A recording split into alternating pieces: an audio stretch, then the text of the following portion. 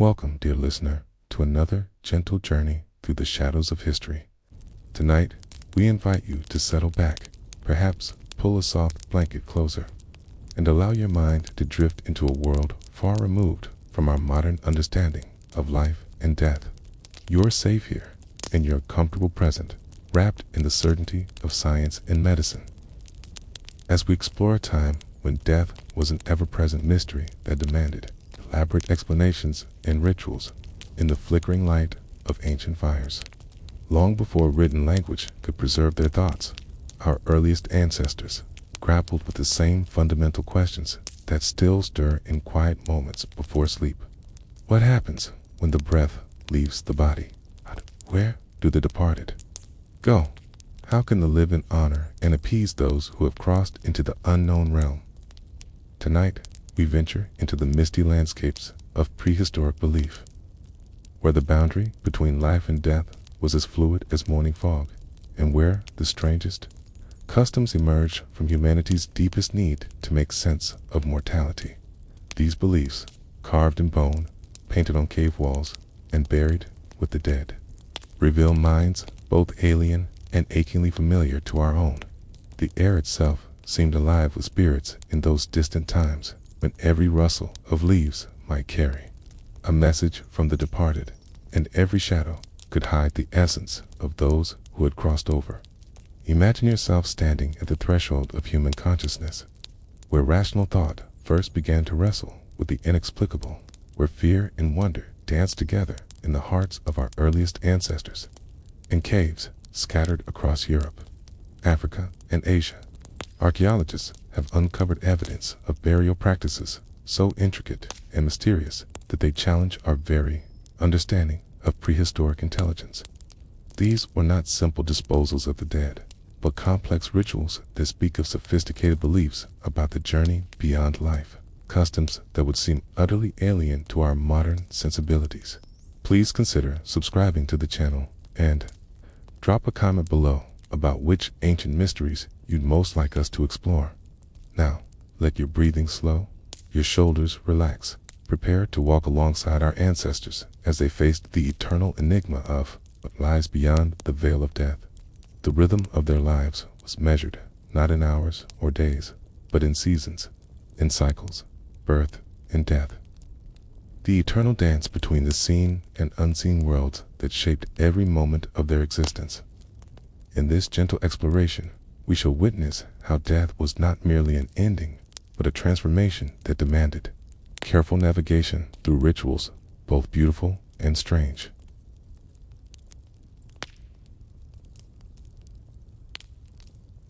Picture, if you will, the slow awakening of dawn in a Neanderthal settlement nestled within the sheltering embrace of limestone cliffs, perhaps 40,000 years before the present day. The morning mist clings to the valley floor like the breath of sleeping giants, and the first tentative rays of sunlight filter through the canopy of ancient oaks and birches that have witnessed countless generations of human struggle and triumph. You find yourself among a small band of perhaps 30 souls, each bound to the others, not merely by kinship, but by an intricate web of beliefs about the invisible world that surrounds them.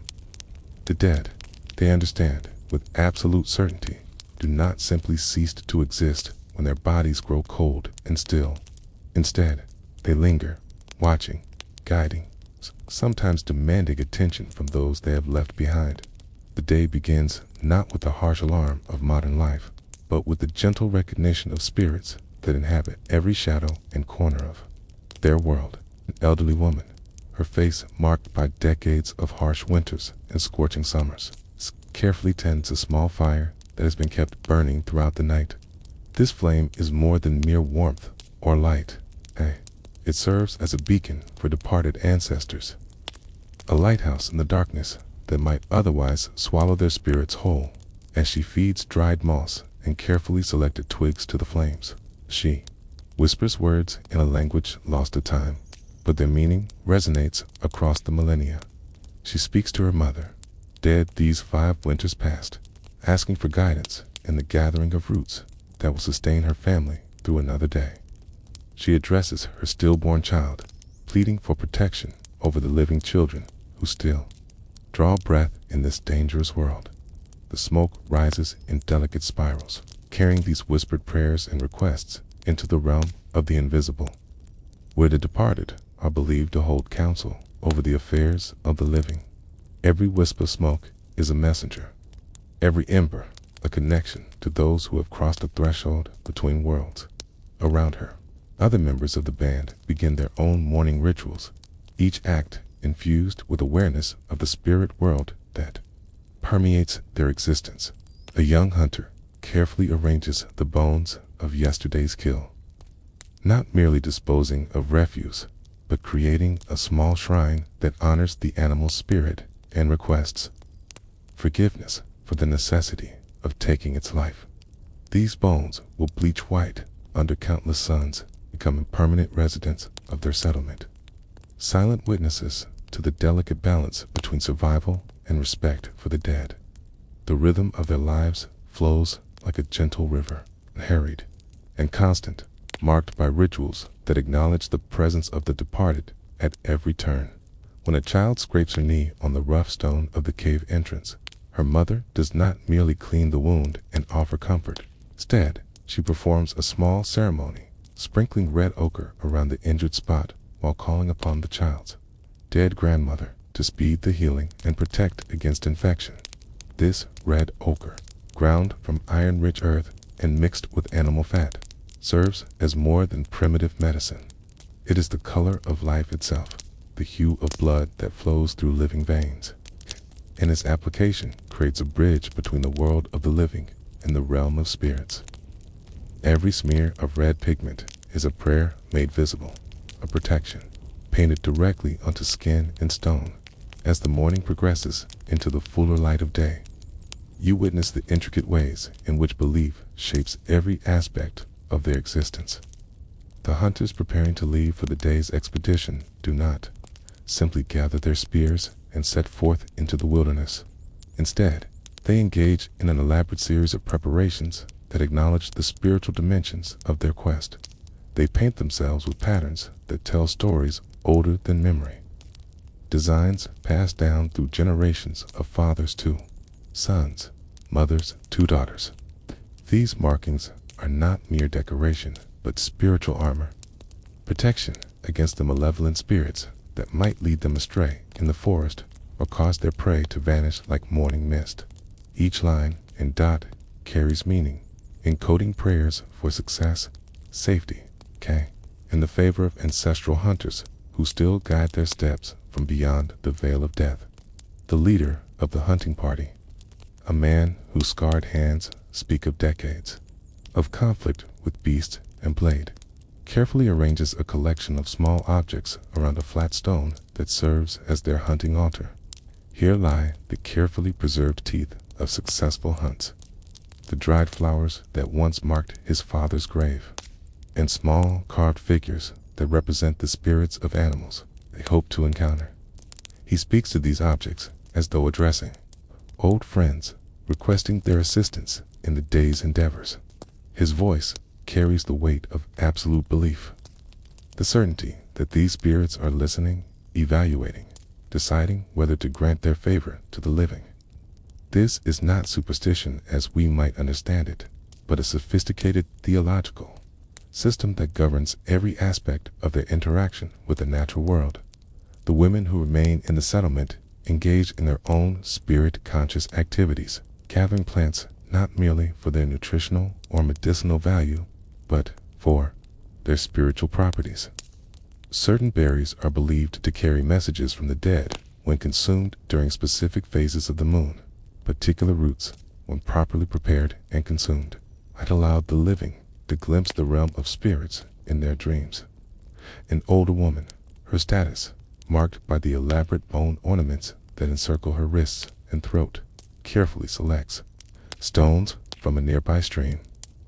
These are not ordinary rocks, but sacred objects, each chosen for its perceived connection to the spirit world. Smooth river stones are believed to carry the voices of ancestors, while angular fragments of flint might hold the power to cut through the barriers between worlds. She arranges these stones in complex patterns around the settlement, creating invisible barriers that protect the living from malevolent spirits while allowing benevolent ancestors to enter freely. This work requires deep knowledge, passed down through generations, understanding of which stones possess which properties, which arrangements provide which protections. The children of the settlement grow up immersed in this spiritual landscape, learning from their earliest moments that death is not an ending but a transformation. They play games that simulate the journey of souls after death, building small shelters from sticks and leaves where they pretend the spirits of dead relatives come to rest during their travels between worlds. These are not morbid entertainments, but essential education, preparing young minds for a lifetime of navigating the complex relationships between the living and the dead. Through play, they internalize the understanding that death is part of the natural cycle, no more to be feared than the changing of seasons or the rise and fall of tides as afternoon shadows begin to lengthen. The hunting party returns with news of success. They have taken a large deer, but their joy is tempered by the solemn responsibility that comes with ending a life. The deer's body is treated not as mere meat, but as a sacred gift from the spirit world, and its processing becomes an elaborate ceremony that acknowledges the debt owed to the animal spirit. Every part of the creature will be used, not merely from practical necessity, but from spiritual obligation. The hide will provide clothing and shelter. The bones will become tools and ornaments. The sinew will bind their weapons and repair their possessions. But more than this, portions of the deer will be set aside specifically for the spirits. Small offerings that maintain the delicate balance between the world of the living and the realm of the dead. The evening meal becomes a communion with ancestors, as small portions of food are carefully placed on special stones reserved for the departed. These offerings will remain untouched by living hands, left for the spirits to consume in their own mysterious ways. By morning, insects and weather will have claimed these morsels, but this natural process is interpreted as evidence that the ancestors have indeed accepted and consumed the gifts offered to them as darkness deepens around their fires. The settlement transforms into a liminal space where the boundary between worlds grows thin and permeable. The living gather close to the flames, while shadows dance on cave walls, creating moving pictures that might be mere tricks of light or glimpses of the spirit realm itself. Stories begin to flow like water from a spring, tales passed down through countless generations that explain the origins of their beliefs about death and what lies beyond. These narratives are more than entertainment. They are sacred texts preserved in memory, theological treatises that define the relationship between the living and the dead. The rhythm of their lives continues into the night. It's marked by rituals that acknowledge the constant presence of the departed, customs that bridge the gap between the visible world of daily existence and the invisible realm, where spirits dwell in eternal community. As the settlement settles into the quieter rhythms of evening, imagine yourself becoming aware of the sacred landscape that surrounds this small band of humans. Geography shaped not merely by rivers and mountains, but by the invisible presence of the dead. Every hill and valley holds memories of those who have passed beyond. Every cave and grove serves as a potential gateway between the world of the living and the realm of spirits. The very ground beneath their feet is consecrated by the bones of ancestors, for this settlement was not chosen merely for its practical advantages of shelter and water, but for its spiritual significance as a place where the dead are known to linger. The limestone cliffs that tower above them are honeycombed with smaller caves, natural chambers that serve as repositories for the remains of the departed, sacred spaces where the living come to commune with those who have crossed the threshold. You find yourself following a narrow path that winds upward from the main settlement, worn smooth by countless generations of bare feet making the pilgrimage to visit the dead. The trail is marked at irregular intervals by small cairns of stacked stones, each pile a waypoint that helps guide visitors through the spiritual landscape. But more than that, each stone stack serves as a shrine where offerings might be left for the ancestors who watch over travelers. The woman who leads this evening procession moves with the careful deliberation of one who understands the sacred nature of her journey. Her weathered hands carry a small clay vessel filled with precious red ochre mixed with rendered animal fat, a paint that will be used to refresh the markings on ancestral remains. This is not mere maintenance, but a vital ritual that maintains the connection between the living and the dead, ensuring that departed spirits continue to recognize and protect their descendants. Behind her walks a younger woman, perhaps her daughter or niece, learning through observation the complex protocols that govern interaction with the dead. She carries a bundle of dried flowers, plants carefully selected, not for their beauty, but for their spiritual properties, herbs that are believed to carry messages between worlds when burned in the presence of ancestral bones. The path leads to a cave entrance so narrow that each person must turn sideways to pass through. It's a natural boundary that serves to separate the ordinary world of daily life from the sacred realm of the dead. The opening itself is marked with ancient paintings, faded handprints in red and black that stretch back through generations, each print a signature left by the living to announce their presence to the spirits within. As you squeeze through this stone doorway, the temperature drops noticeably, and the air becomes thick with the accumulated breath of centuries.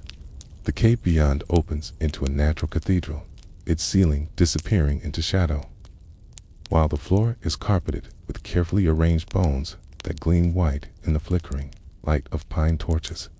These are not the haphazard remains of the recently deceased, but the carefully curated collection of many generations. It's bones that have been cleaned, painted, and arranged according to complex spiritual principles. Skulls rest in positions of honor, their empty sockets painted with intricate designs that are believed to help the dead see into both the world of the living and the realm of pure spirit. The femurs and tibias of the departed are arranged in geometric patterns that encode information about family relationships, tribal affiliations, and spiritual achievements.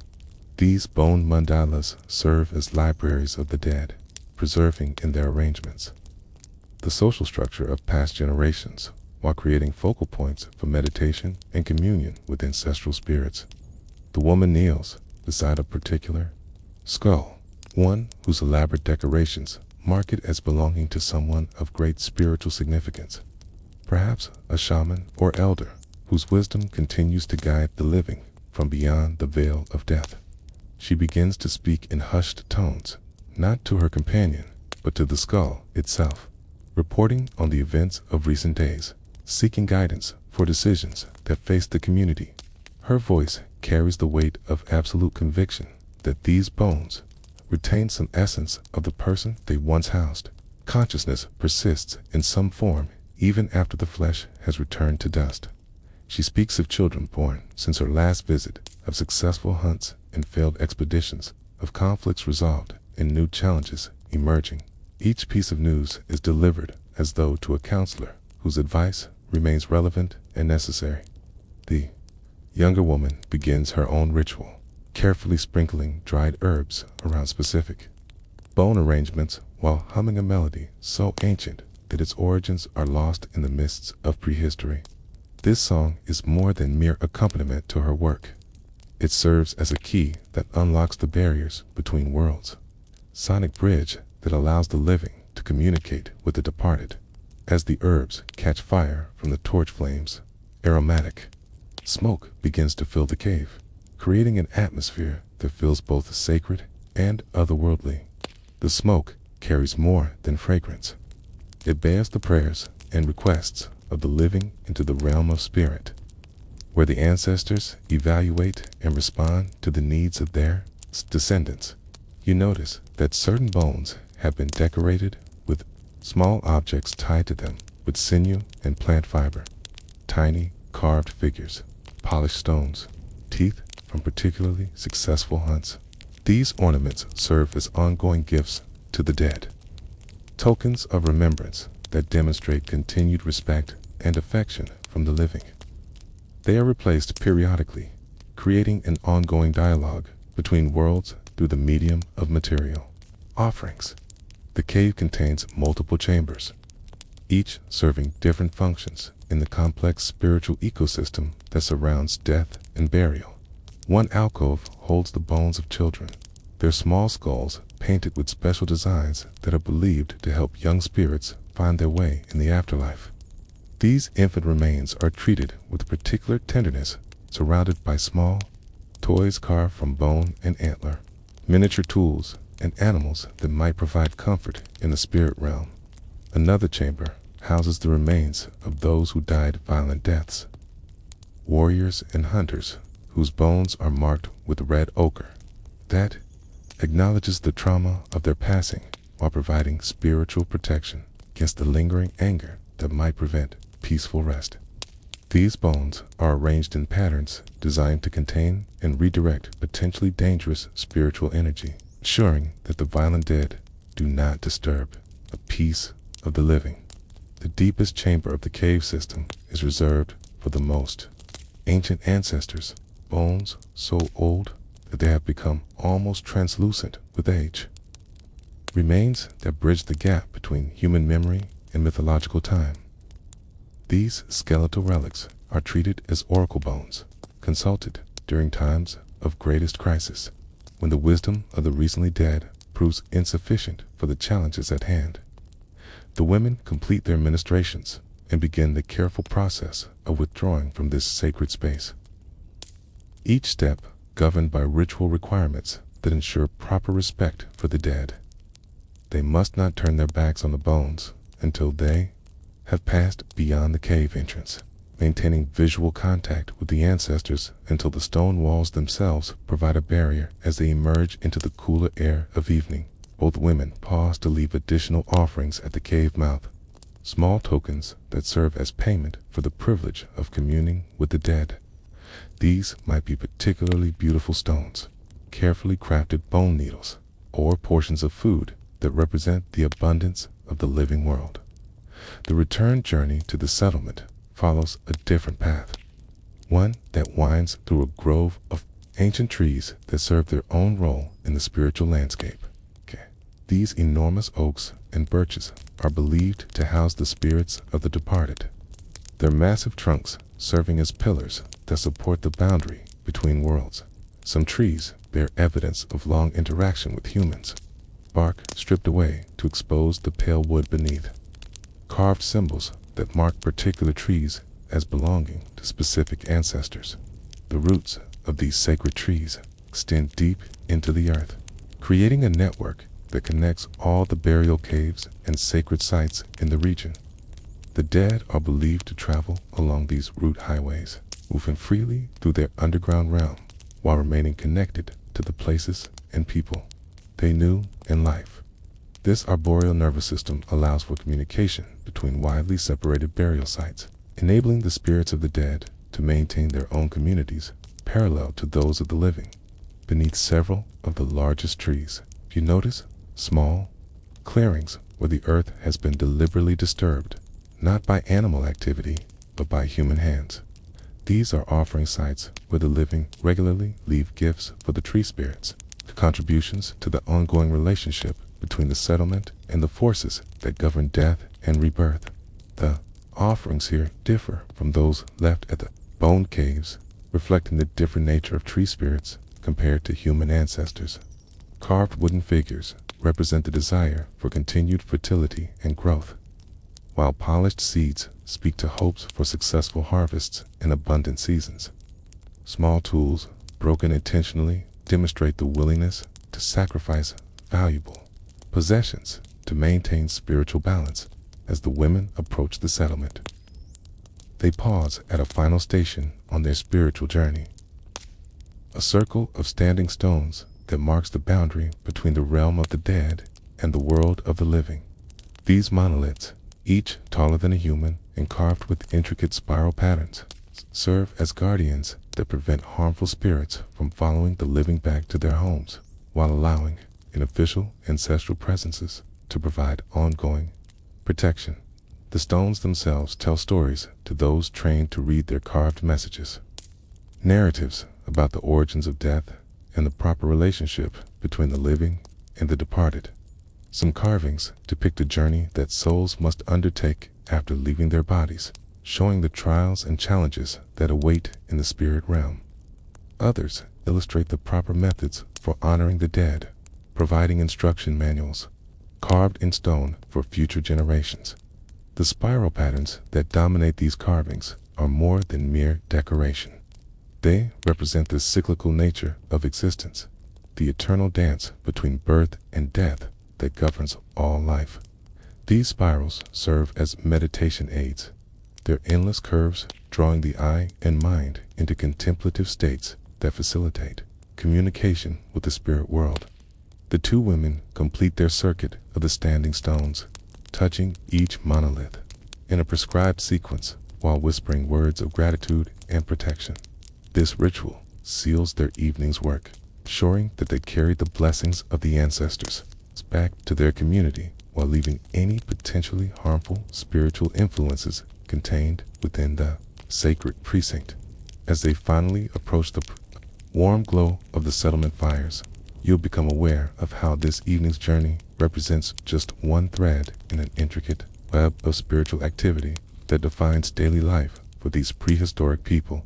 Every interaction with the landscape around them acknowledges the presence of the dead. Every movement through their territory follows paths sanctified by ancestral spirits. The sacred geography that surrounds their settlement extends far beyond the immediate vicinity, encompassing a network of burial sites, ritual locations, and spirit dwellings that connects their small community to a vast confederation of the departed. This invisible landscape shapes their understanding of space and place. It's creating a world where the dead are not absent but present in different form.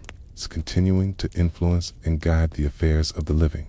The rhythm of their lives flows in harmony with this spiritual topography. It's each season bringing its own requirements for maintaining proper relationships with the forces that govern life and death. The arrival of spring demands ceremonies that awaken sleeping ancestors, while the onset of winter requires rituals that prepare the dead for the long months when the barrier between worlds grows thin. Impermeable, this sacred geography creates a sense of continuity that spans generations, linking the present community to their past and future through the medium of shared landscape and common spiritual practice. The dead do not depart, but remain as integral members of an extended community that transcends the boundary between life and death. As the night deepens around the settlement and the fires burn lower, casting longer shadows that dance like living spirits across the cave walls, you find yourself witnessing the most intimate aspect of prehistoric spiritual life, the realm of dreams and portents that serves as the primary communication channel between the world of the living and the domain of the dead. The transition from waking consciousness to sleep is not the simple biological process that modern science describes, but rather a deliberate journey into the spirit realm, a nightly pilgrimage that allows the living to receive guidance, warnings, and messages from their departed ancestors. Each member of the community approaches sleep not as mere rest, but as an opportunity for spiritual communion, a chance to cross temporarily into the realm where the dead maintain their eternal counsel. An elderly man, his face marked by the accumulated wisdom of countless seasons, settles himself upon a carefully prepared sleeping area that has been arranged according to ancient principles designed to facilitate spirit communication. His bed consists not merely of animal hides and soft grasses, but includes specific objects placed in precise arrangements to attract the attention of particular ancestors and encourage their visitation during the vulnerable hours of sleep. Beneath his head rests a small pillow stuffed with herbs that are believed to thin the barrier between worlds. Dried lavender for peace, sage for wisdom, and the carefully preserved flowers that once adorned his father's grave. These plants serve as spiritual keys, unlocking the doors of perception that normally separate the conscious mind from the realm of spirits around his sleeping area. He has arranged a series of small bone carvings, each representing a different ancestor whose guidance he seeks. Carved wolf tooth represents his grandfather, a master hunter whose spirit continues to provide advice about tracking prey and reading the signs of the wilderness. A polished bear claw symbolizes his great-grandmother, a wise woman whose knowledge of plants and healing continues to flow through dreams to those who properly honor her memory. These totemic objects serve as spiritual anchors, providing focal points that help departed ancestors locate and communicate with their living descendants. The arrangement of these tokens follows complex patterns passed down through generations.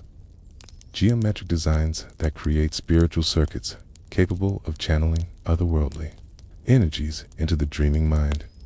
As the old man's breathing deepens and his consciousness begins its nightly journey into the realm of sleep, you observe the careful rituals performed by others in the settlement who serve as guardians of the dreaming community.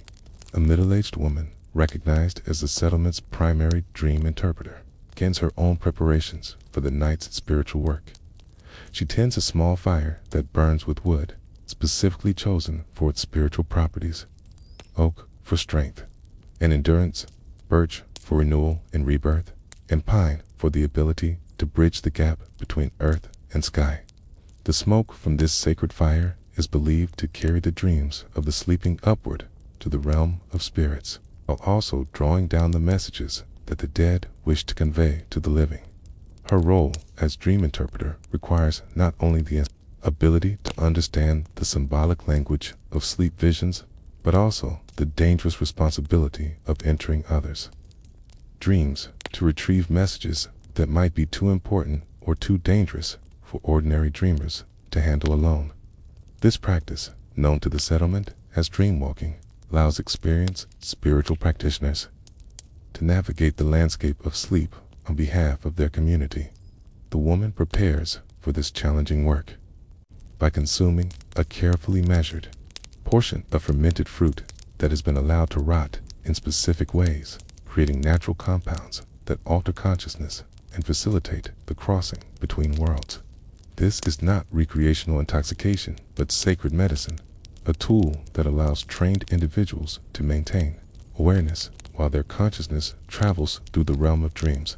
As she settles into her own sleeping area, surrounded by protective amulets and carefully arranged spirit guides, she begins the process of extending her consciousness into the dreams of others, becoming a spiritual lifeline that can guide lost dreamers back to their bodies while ensuring that important messages from the dead are properly received and understood. The settlement gradually quiets as its inhabitants surrender to sleep. But this is not the simple rest that we might imagine. Instead, the night becomes a time of intense spiritual activity. As the boundary between the world of the living and the realm of the dead grows thin and permeable, allowing for communication that would be impossible during the harsh clarity of daylight, you find yourself observing the sleeping forms of the community members. Their faces peaceful in repose, but their spirits engaged in elaborate journeys through landscapes that exist only in the realm of dreams. These are not random neural firings or meaningless mental static, but carefully structured spiritual expeditions that follow well-established paths through the geography of the afterlife. The dreams themselves follow patterns that have been refined through countless generations of spiritual practice, recurring motifs and symbols that create a shared language between the living and the dead. Water often represents the barrier between worlds, with rivers and lakes serving as meeting places where spirits and dreamers can commune safely. Mountains symbolize the challenges that must be overcome in both life and death, while forests represent the hidden knowledge that can only be accessed through proper spiritual preparation. Animals play crucial roles in these dream communications, serving as messengers and guides who can travel freely between the world of the living and the realm of spirits. The appearance of specific animals in dreams carries precise meanings that trained interpreters can decode. Wolves bring messages about hunting and survival. Bears convey wisdom about healing and protection, while birds carry news from distant places and times. During the deepest hours of the night, when the veil between worlds grows thinnest, the most powerful communications take place. The elderly hunter begins to murmur in his sleep, his words carrying the cadence of conversation, though he speaks to beings that exist only in the realm of dreams. His grandfather's spirit has come to warn of changes in the migration patterns of the great herds, knowledge that will prove crucial for the community's survival in the coming season. The dream interpreter.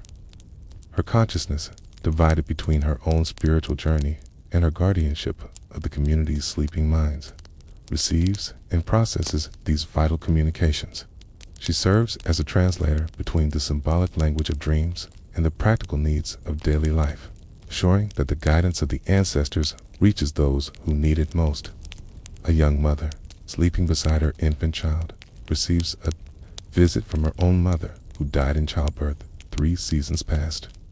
The departed woman's spirit brings reassurance about the child's health and development, along with specific instructions about herbal remedies that will strengthen the infant's constitution.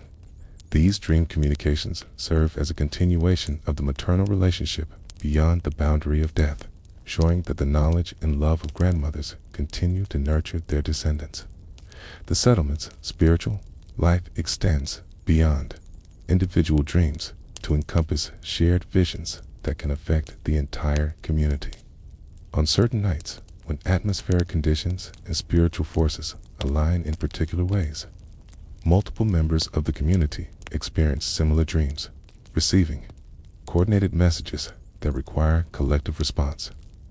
These communal dreams often carry warnings about environmental changes, impending dangers, or opportunities that will affect the entire group. The interpretation of such shared visions requires careful consultation among the settlement's spiritual leaders, comparing details and seeking patterns that reveal the true meaning of the ancestral communications.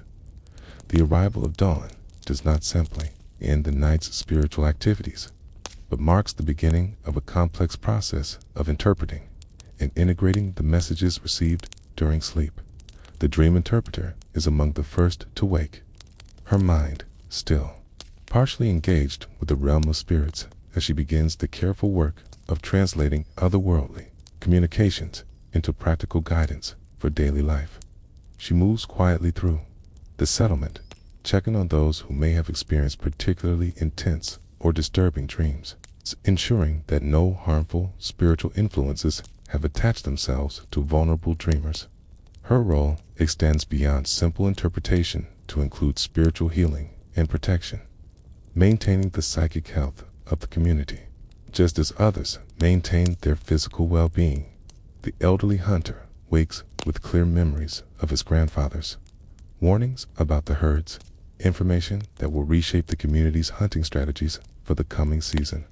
The young mother remembers every detail of her deceased mother's instructions about caring for her infant, knowledge that will directly impact her child's chances of survival and healthy development. As the community gathers around the morning fires to share their night's experiences, a complex picture emerges of the spiritual landscape that surrounds their daily existence.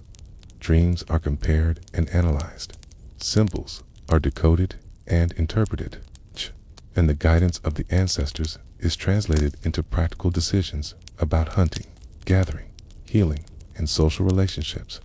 This morning ritual of dream sharing serves multiple functions within the community's spiritual ecosystem. It validates the reality of spirit communication by demonstrating patterns and correspondences between different dreamers' experiences. It ensures that important messages are not lost or misunderstood through individual interpretation alone, and it strengthens the social bonds that unite the living while reinforcing their connection to the community of the dead. The interpretation of dreams requires specialized knowledge passed down through generations of spiritual practitioners, a complex symbolic vocabulary that allows trained individuals to decode the metaphorical language through which spirits communicate with the living. This knowledge is not written down, but preserved in memory, encoded in songs and stories that serve as mnemonic devices for spiritual education. Young people destined for roles as dream interpreters begin their training early, learning to recognize and understand the subtle signs that distinguish true spirit communication from ordinary dreams. They study the traditional symbols and their meanings, practice the techniques of dream recall and interpretation, and gradually develop the spiritual sensitivity necessary for navigating the dangerous waters of otherworldly communication. The morning discussion reveals that several community members have received similar messages about the need to relocate certain sacred objects before the approaching full moon, when spiritual energies will reach their peak intensity. These coordinated communications demonstrate the sophisticated nature of ancestral guidance, showing how the dead continue to coordinate their efforts to protect and guide their living descendants. As the day's activities begin in earnest, the influence of the night's spiritual communications becomes evident in every decision and action taken by community members. The hunters adjust their strategies based on ancestral warnings. The gatherers modify their routes according to spirit guidance. The healers prepare specific remedies revealed through dream communications. The rhythm of their lives flows in constant dialogue with the realm of dreams and omens, each night bringing new information from the world of spirits, while each day provides opportunities to implement the guidance received from beyond the veil of death. This creates a dynamic spiritual ecosystem where the wisdom of the ancestors continues to shape the decisions of the living, ensuring continuity and survival across the generations. The language of dreams serves as more than mere communication. It represents a sophisticated theological system that governs the relationship between life and death, providing both practical guidance for daily survival and deeper meaning for the human experience of mortality. Through dreams, the community maintains its connection to the accumulated wisdom of all who have gone before, creating a spiritual inheritance that transcends the limitations of individual lifespans. This intricate system of dream interpretation and spirit communication forms the foundation upon which all other aspects of prehistoric spiritual life are built, creating a framework for understanding death not as an ending, but as a transformation that allows continued participation in the ongoing life of the community through new channels of influence and guidance.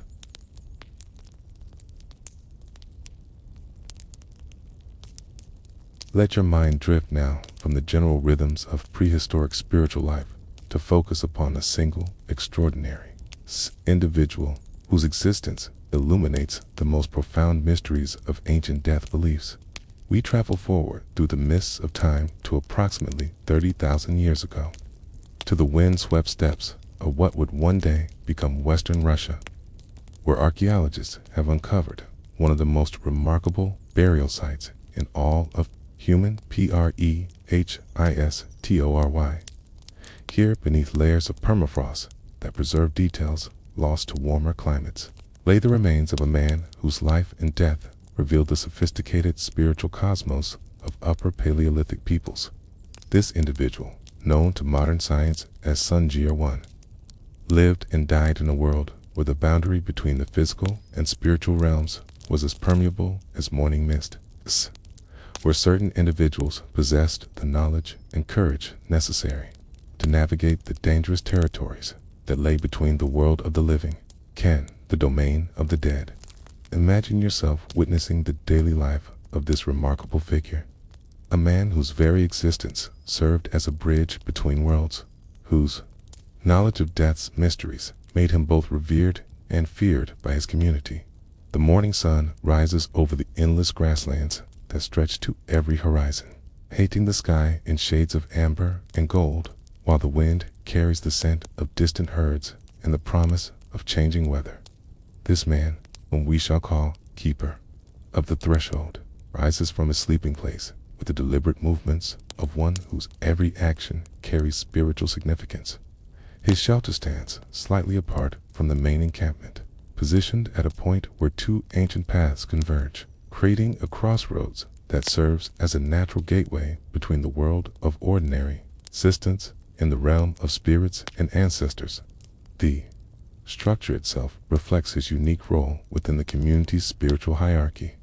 The framework consists of mammoth bones, carefully selected not merely for their structural properties, but for their symbolic significance as remains of creatures that bridge the gap between earth and sky, whose massive forms connect the underground realm of roots and caves with the aerial domain of clouds and stars.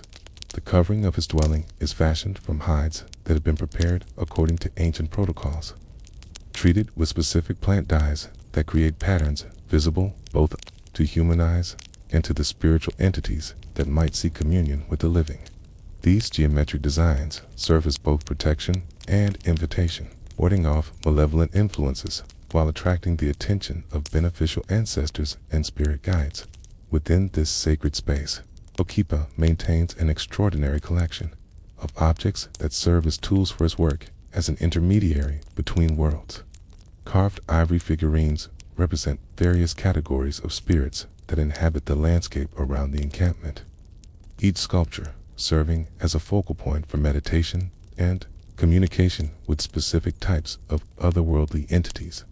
Some figurines depict the spirits of animals whose essence continues to influence the hunting fortunes of the living. Carved forms capturing not merely physical appearance, but the spiritual characteristics that define each species' role in the cosmic order. Others represent the ancestors of the community, their stylized features encoding information about family relationships, spiritual achievements, and the particular types of guidance each departed soul provides to their descendants.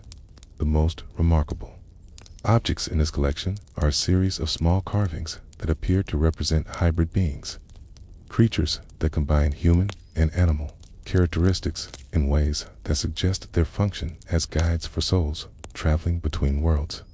These fantastic figures reflect sophisticated theological concepts about the nature of death and the journey that consciousness undertakes when separated from its physical housing.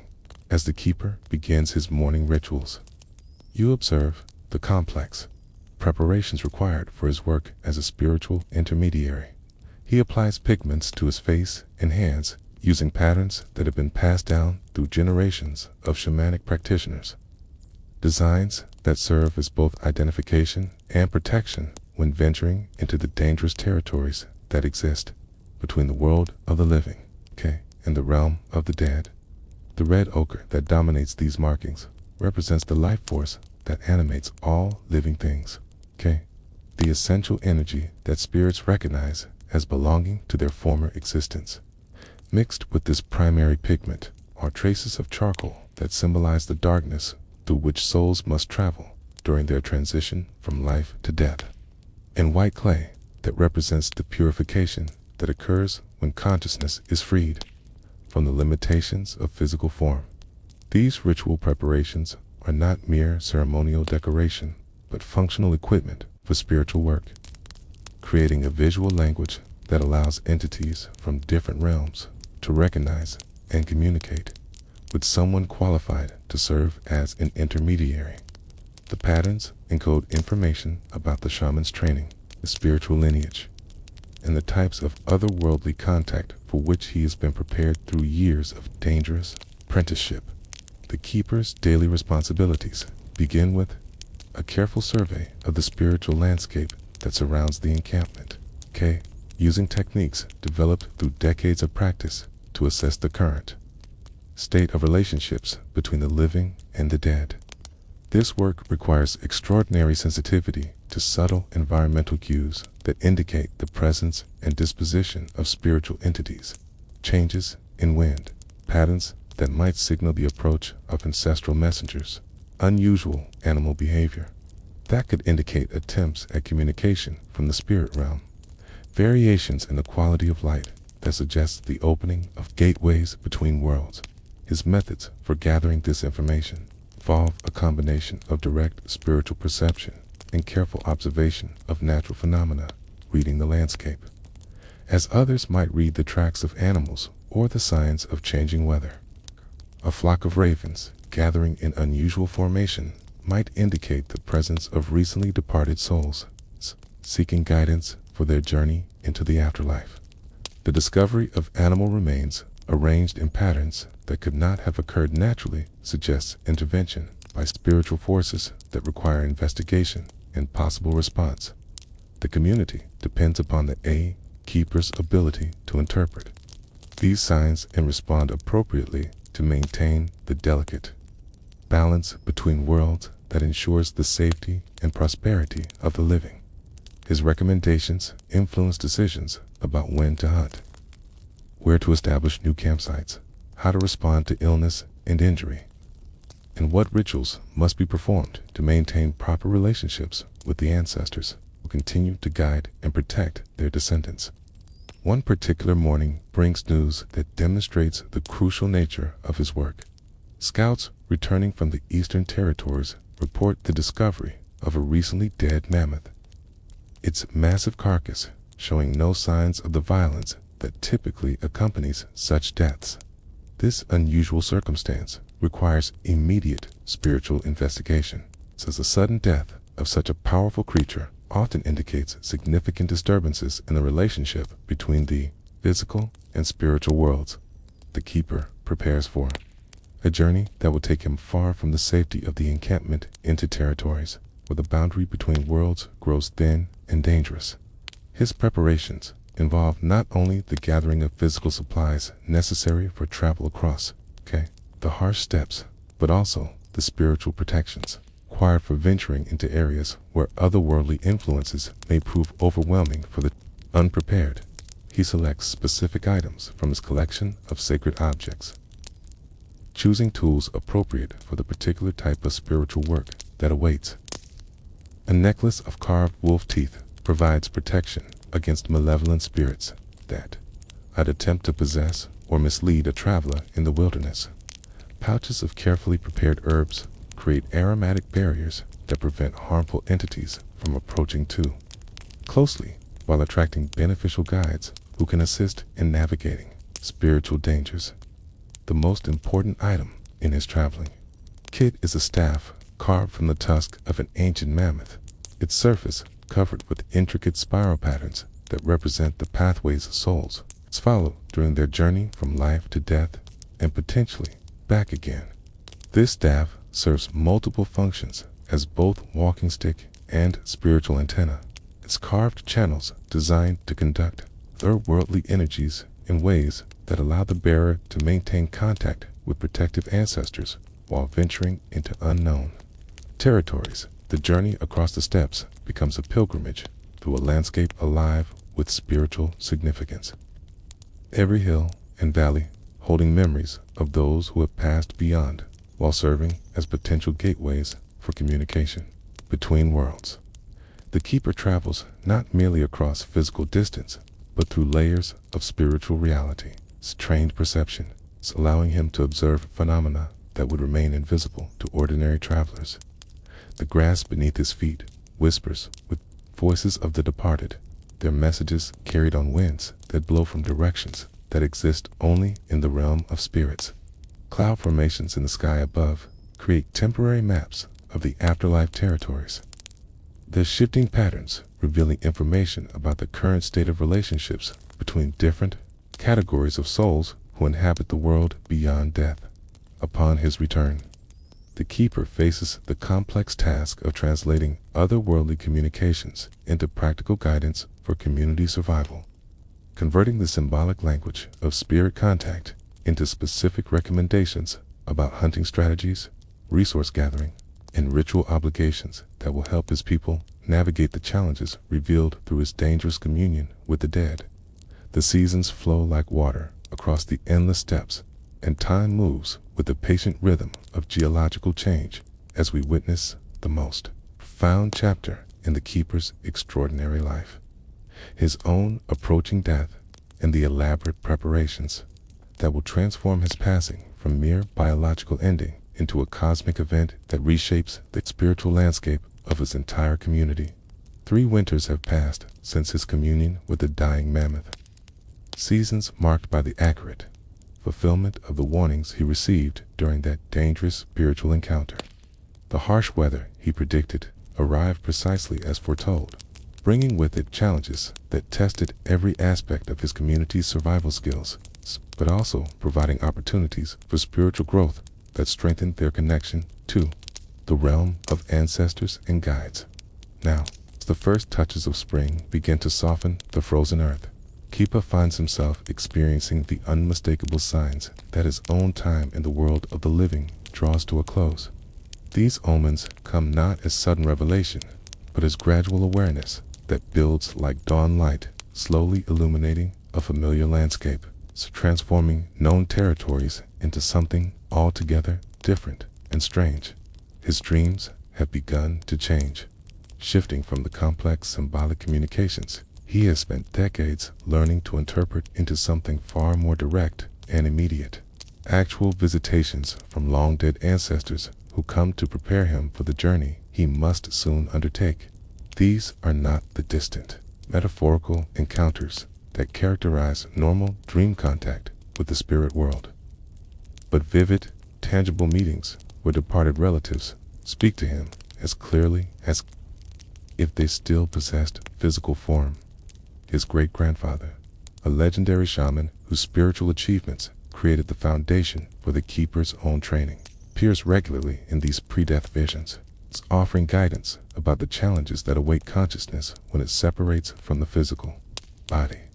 These teachings go far beyond anything the Keeper learned during his earthly apprenticeship, revealing secrets about the nature of spiritual reality that can only be shared with those who stand on the threshold of their own transformation. The process of dying, his ancestor explains, is not the simple cessation of bodily functions that ordinary observation might suggest, but rather a complex transition that requires careful navigation through multiple levels of spiritual reality. The consciousness that has spent a lifetime housed within physical form must learn to function without the familiar anchors of sensory experience, adapting to realms where thought and intention create reality in ways that would seem impossible from the perspective of material existence. These preparatory teachings reveal that death itself is merely the beginning of a longer journey that may eventually lead to rebirth in new physical form, but only for those who successfully navigate the challenges and temptations that await in the intermediate realms between life and death. Many souls become lost in these territories, trapped by their own confusion or seduced by illusions that prevent them from completing their spiritual evolution. The Keeper's training in life has prepared him for some of these challenges. The final teachings come only through direct contact with those who have already completed the journey successfully. His great-grandfather shows him mental maps of the territories that lie beyond death. Spiritual landscapes populated by entities, both helpful and dangerous. Regions where the unwary can wander for ages without finding the pathways that lead toward rebirth, as these revelatory dreams continue night after night. The Keeper begins the delicate process of sharing his impending transition with the community that has depended upon his spiritual guidance for so many years. This disclosure requires extraordinary care, as the announcement of a shaman's approaching death can create panic and despair among people who have come to rely upon his mediation between worlds. The conversation takes place during the gradual gathering of the full community around the central fire, an informal assembly that allows information to spread naturally through discussion rather than formal proclamation. The Keeper begins by sharing the positive aspects of his recent spiritual communications, describing the visits from his great-grandfather and the advanced teachings he has received about the nature of consciousness in his journey through different states of existence. These revelations fascinate and comfort his listeners, providing them with deeper understanding of their own spiritual heritage, while demonstrating that death represents not loss, but transformation into a different category of existence.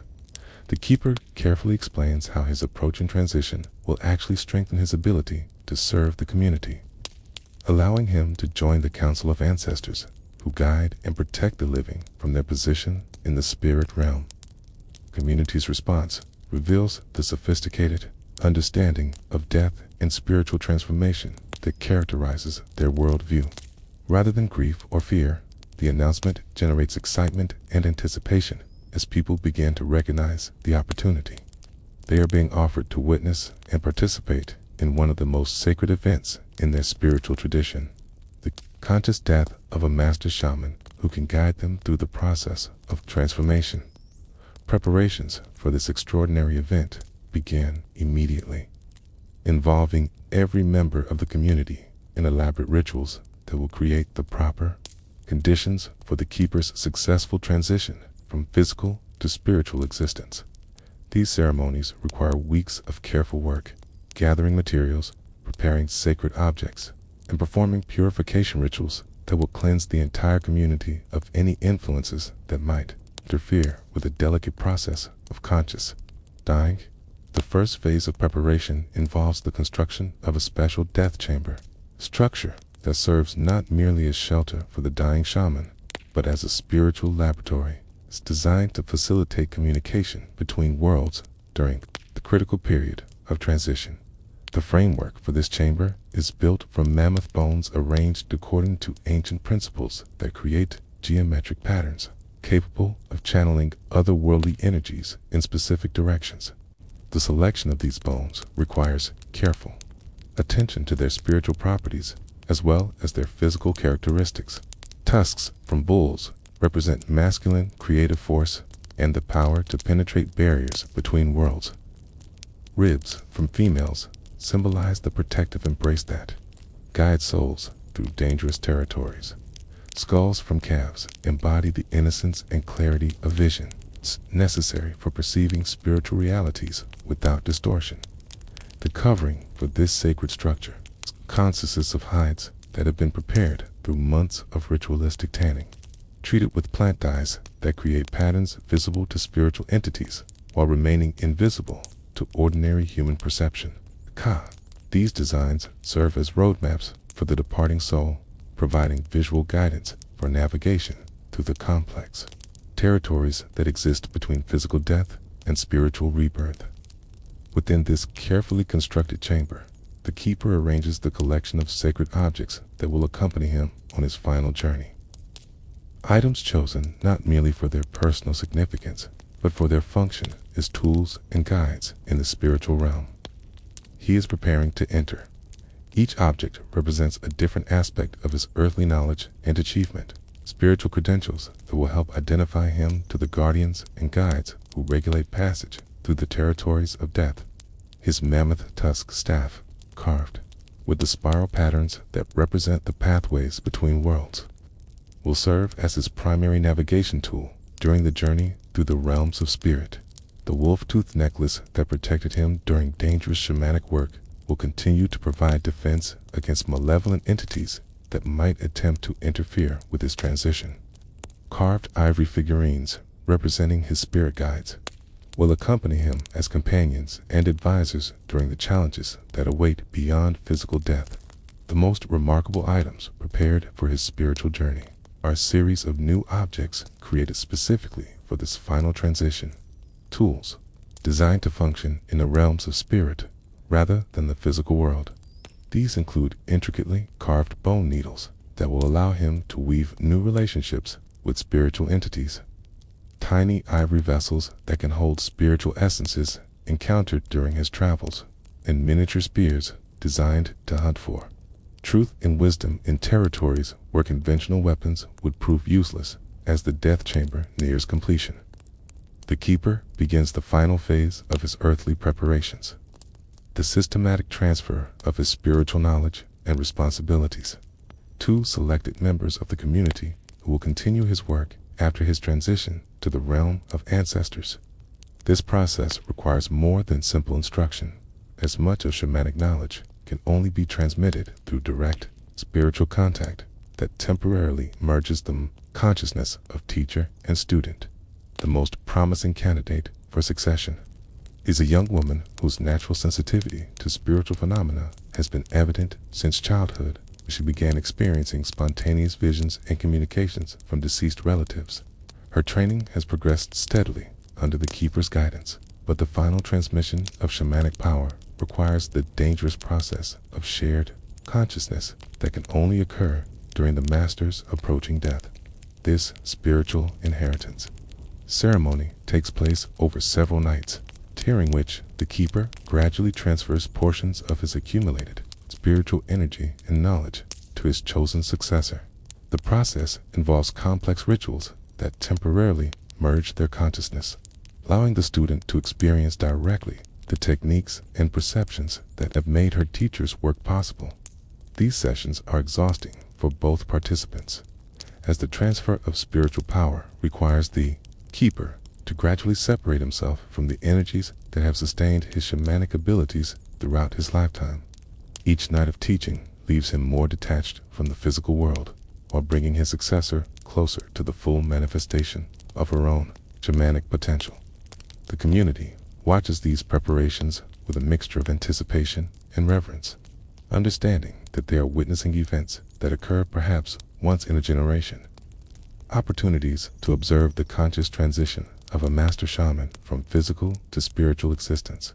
Their role extends beyond mere observation to active participation in rituals that will help ensure the success of the Keeper's transformation. The rhythms of their vigil flow in harmony with the natural cycles of day and night, the rising and setting of celestial bodies that mark the passage of time in the physical world, while reflecting deeper patterns of spiritual transformation that govern the journey of consciousness through different states of existence. Each dawn brings new revelations about the nature of death and rebirth, while each sunset provides opportunities for deeper communion with the spirits who gather to witness and assist in the Keeper's extraordinary transition. On the night when the moon reaches its fullest brightness, casting silver shadows across the wind-swept steps and illuminating the sacred death chamber with ethereal light, the moment arrives for the Keeper's final transformation from living shaman to an ancestral guide. The entire community has gathered in concentric circles around the specially constructed spiritual laboratory, their faces painted with ceremonial designs that identify them as witnesses to one of the most profound mysteries in their theological understanding. The air itself seems to vibrate with otherworldly energies as spiritual entities from multiple realms converge upon this single location, drawn by the unprecedented opportunity to observe and assist in the conscious death of a master practitioner. These invisible presences make themselves known through subtle signs that trained observers can interpret. The unusual behavior of night birds, whose calls carry messages from the spirit realm, the shifting patterns of aurora-like lights that dance across the northern horizon despite the absence of typical atmospheric conditions, the profound silence that settles over the landscape as even the wind holds its breath in anticipation. Within the death chamber, the Keeper lies upon an elaborate bed constructed from the finest materials the community can provide, surrounded by the sacred objects that will accompany him on his journey beyond physical existence. His body, weakened by weeks of fasting and spiritual preparation, seems almost translucent in the moonlight, as though his consciousness has already begun the process of separating from its material housing. The young woman who will inherit his shamanic responsibilities kneels beside him, her own face marked with the ritual pigments that identify her as the designated successor to his spiritual authority. Her role during these final moments extends far beyond simple observation.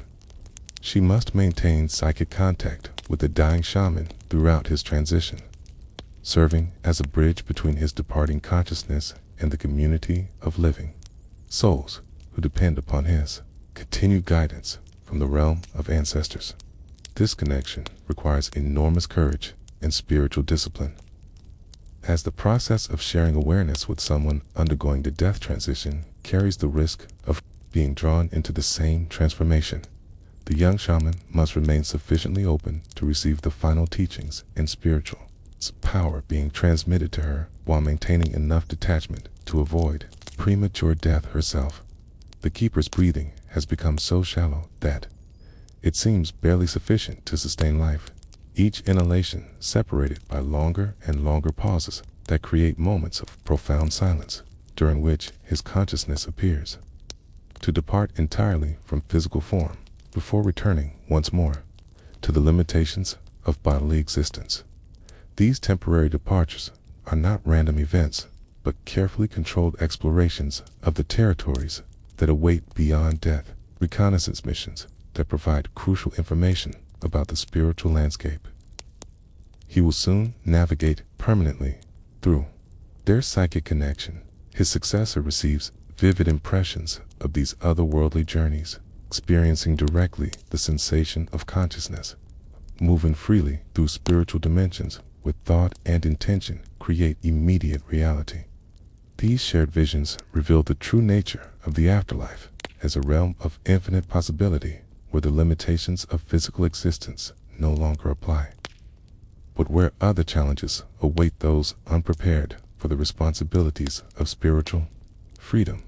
The community maintains its vigil with the patience of those who understand that death cannot be hurried or forced, that the transition from physical to spiritual existence must unfold according to natural rhythms that operate on cosmic rather than human timescales. Their presence provides both spiritual support for the dying shaman and practical assistance for his successor, whose own energy is being drained by the intensity of maintaining contact with consciousness.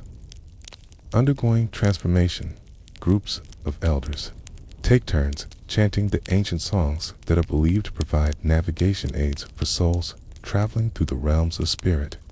Melodies that encode information about safe passages, dangerous territories, and the locations of helpful guides who assist newly departed spirits in finding their way. These musical maps have been preserved through countless generations of oral tradition, their complex rhythms and tonal patterns carrying information that transcends the limitations of spoken language.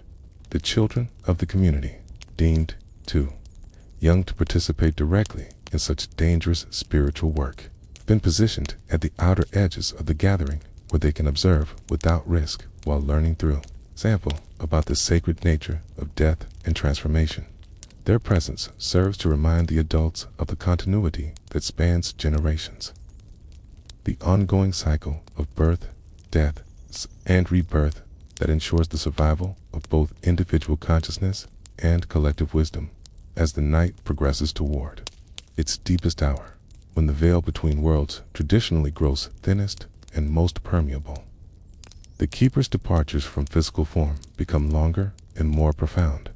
His successor reports that his consciousness has begun to encounter the spiritual guides who will escort him through the initial phases of his journey in the afterlife, beings whose existence bridges the gap between human and divine awareness. These entities appear to her shared perception as figures of indescribable beauty and power, their forms shifting between human and animal characteristics in ways that reflect their function as messengers between different levels of spiritual reality.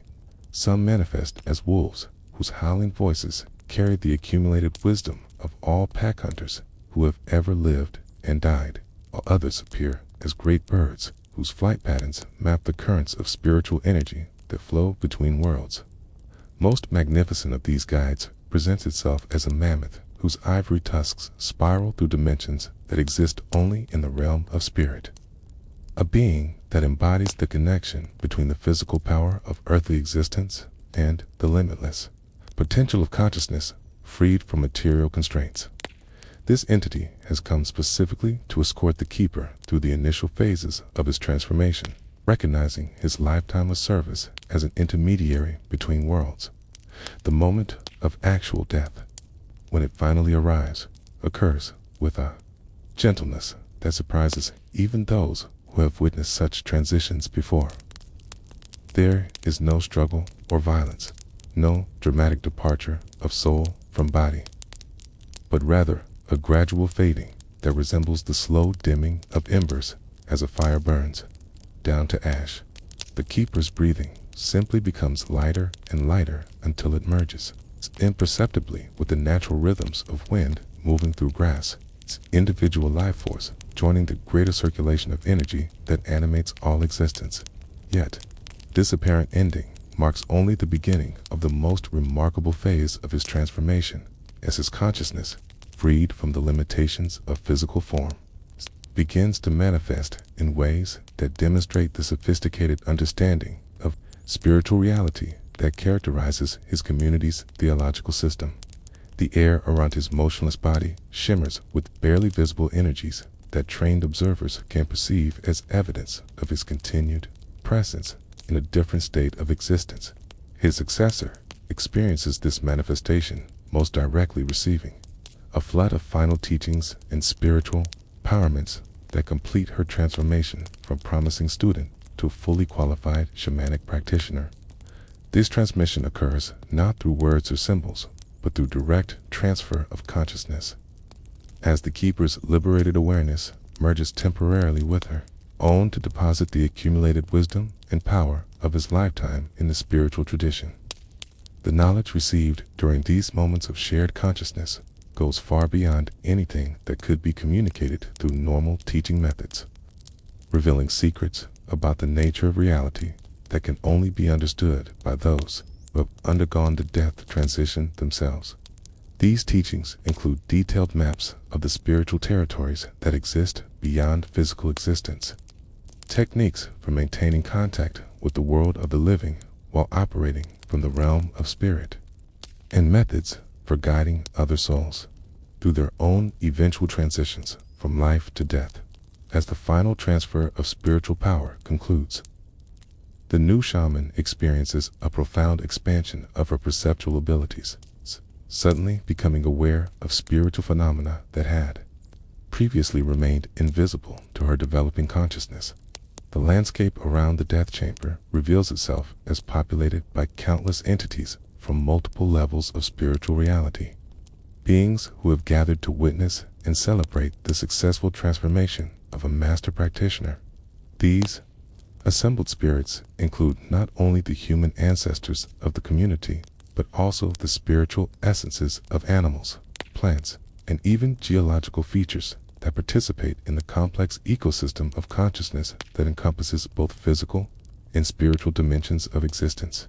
Their presence demonstrates the interconnected nature of all reality, showing how individual death and rebirth represent small movements within vast patterns of cosmic transformation. The immediate aftermath of the Keeper's transition brings unexpected revelations about the nature of death and spiritual existence that challenge even the sophisticated understanding possessed by his community. Rather than simply departing for distant spiritual realms, as consciousness appears to maintain active involvement in the affairs of the living, manifesting through various phenomena that demonstrate continued presence and awareness. Strange lights begin to dance around his motionless form, patterns of luminescence that shift and move in response to the thoughts and emotions of the gathered community members. These lights serve as a primitive form of communication, allowing the newly transformed spirit to respond to questions and provide guidance, even while adapting to the unfamiliar conditions of existence without physical form. The new shaman discovers that her psychic connection with her deceased teacher has not been severed by his death, but rather transformed into something far more profound and useful. She can now communicate directly with his liberated consciousness, receiving immediate guidance about shamanic techniques and spiritual insights that would have required years of earthly apprenticeship to acquire through conventional methods. This ongoing relationship between the living shaman and her deceased mentor establishes a new model for spiritual education that will influence the community's practices for generations to come. Future shamanic students will learn not only from living teachers, but also from the accumulated wisdom of all who have successfully completed the transformation from physical to spiritual existence. The physical treatment of the keepers remains, reflects the community's understanding that death represents transformation rather than ending, requiring ceremonies that honor both what has been lost and what has been gained through the transition.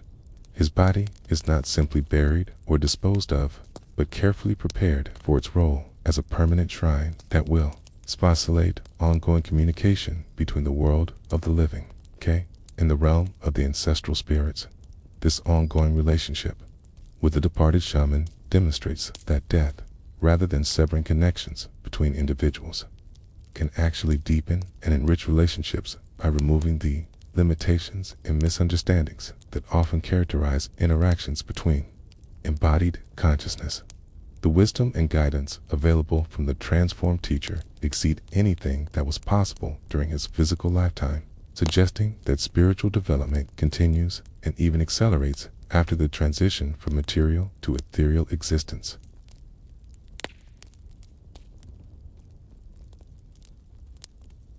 Let your consciousness drift now across vast expanses of time and space, traveling from the windswept steppes of ancient Russia to the limestone mountains of what would one day become northern Iraq, where archaeologists have uncovered evidence of burial practices so tender and sophisticated that they challenge our fundamental assumptions about the emotional and spiritual lives of our extinct human cousins.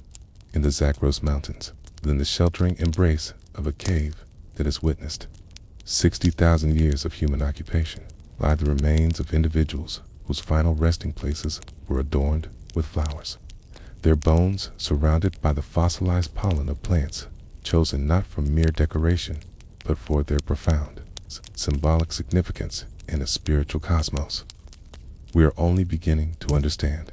Picture yourself standing at the entrance to Shanadar Cave, feeling the cool air that flows like breath from the mountain's depths, carrying with it the accumulated whispers of millennia.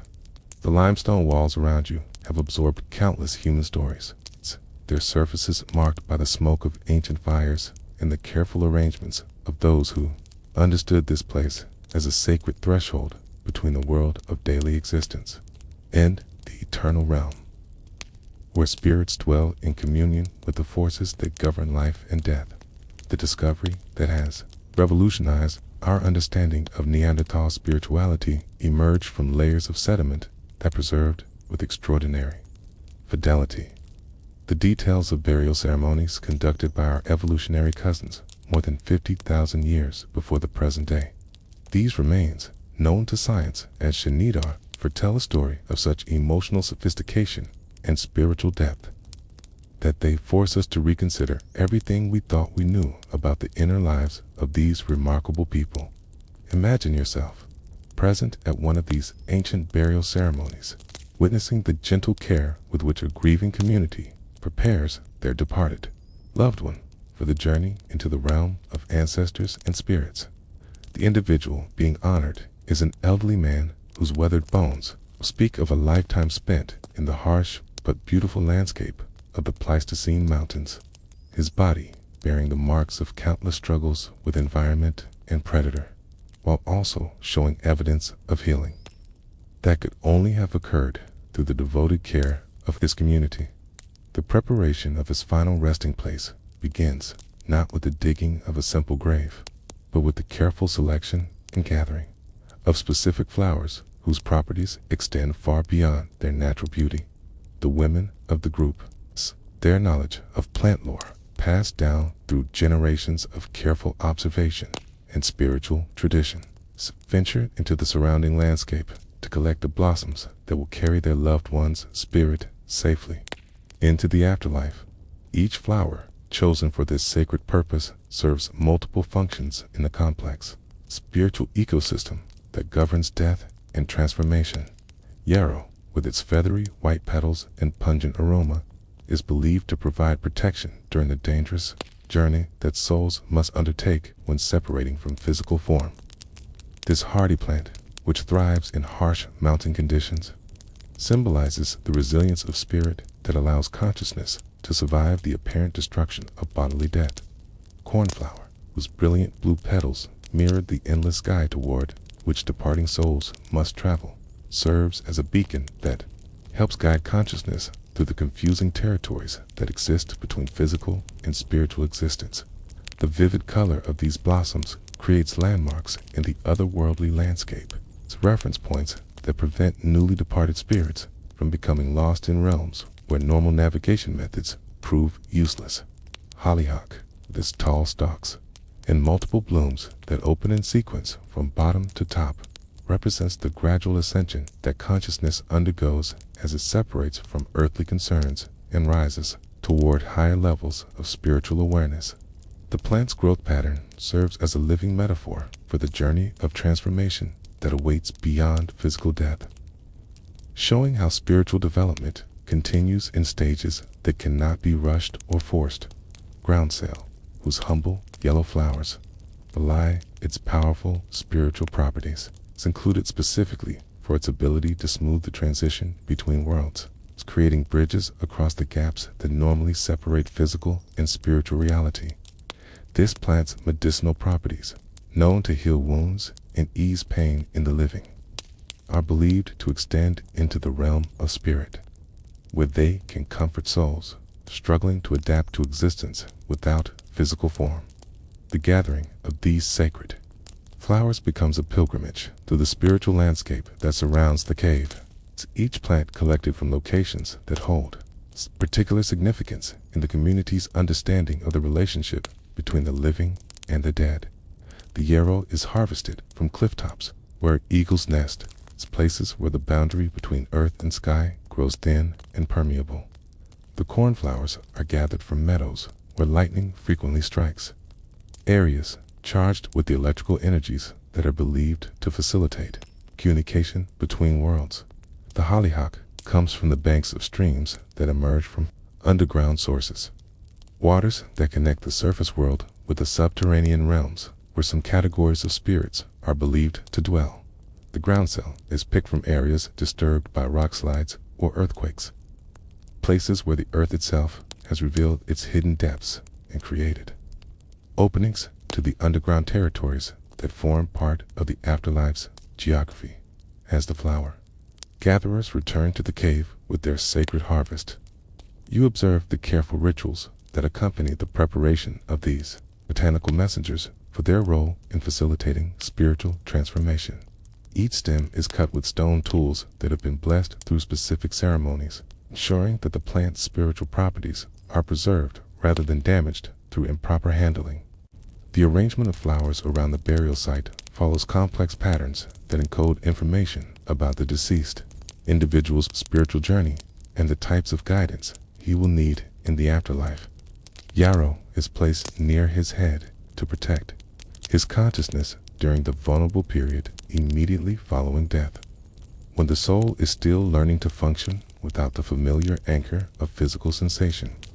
Cornflower petals are scattered along the length of his body, creating a pathway of blue that mirrors the route his spirit must follow toward the celestial realms, where advanced souls eventually find their eternal home.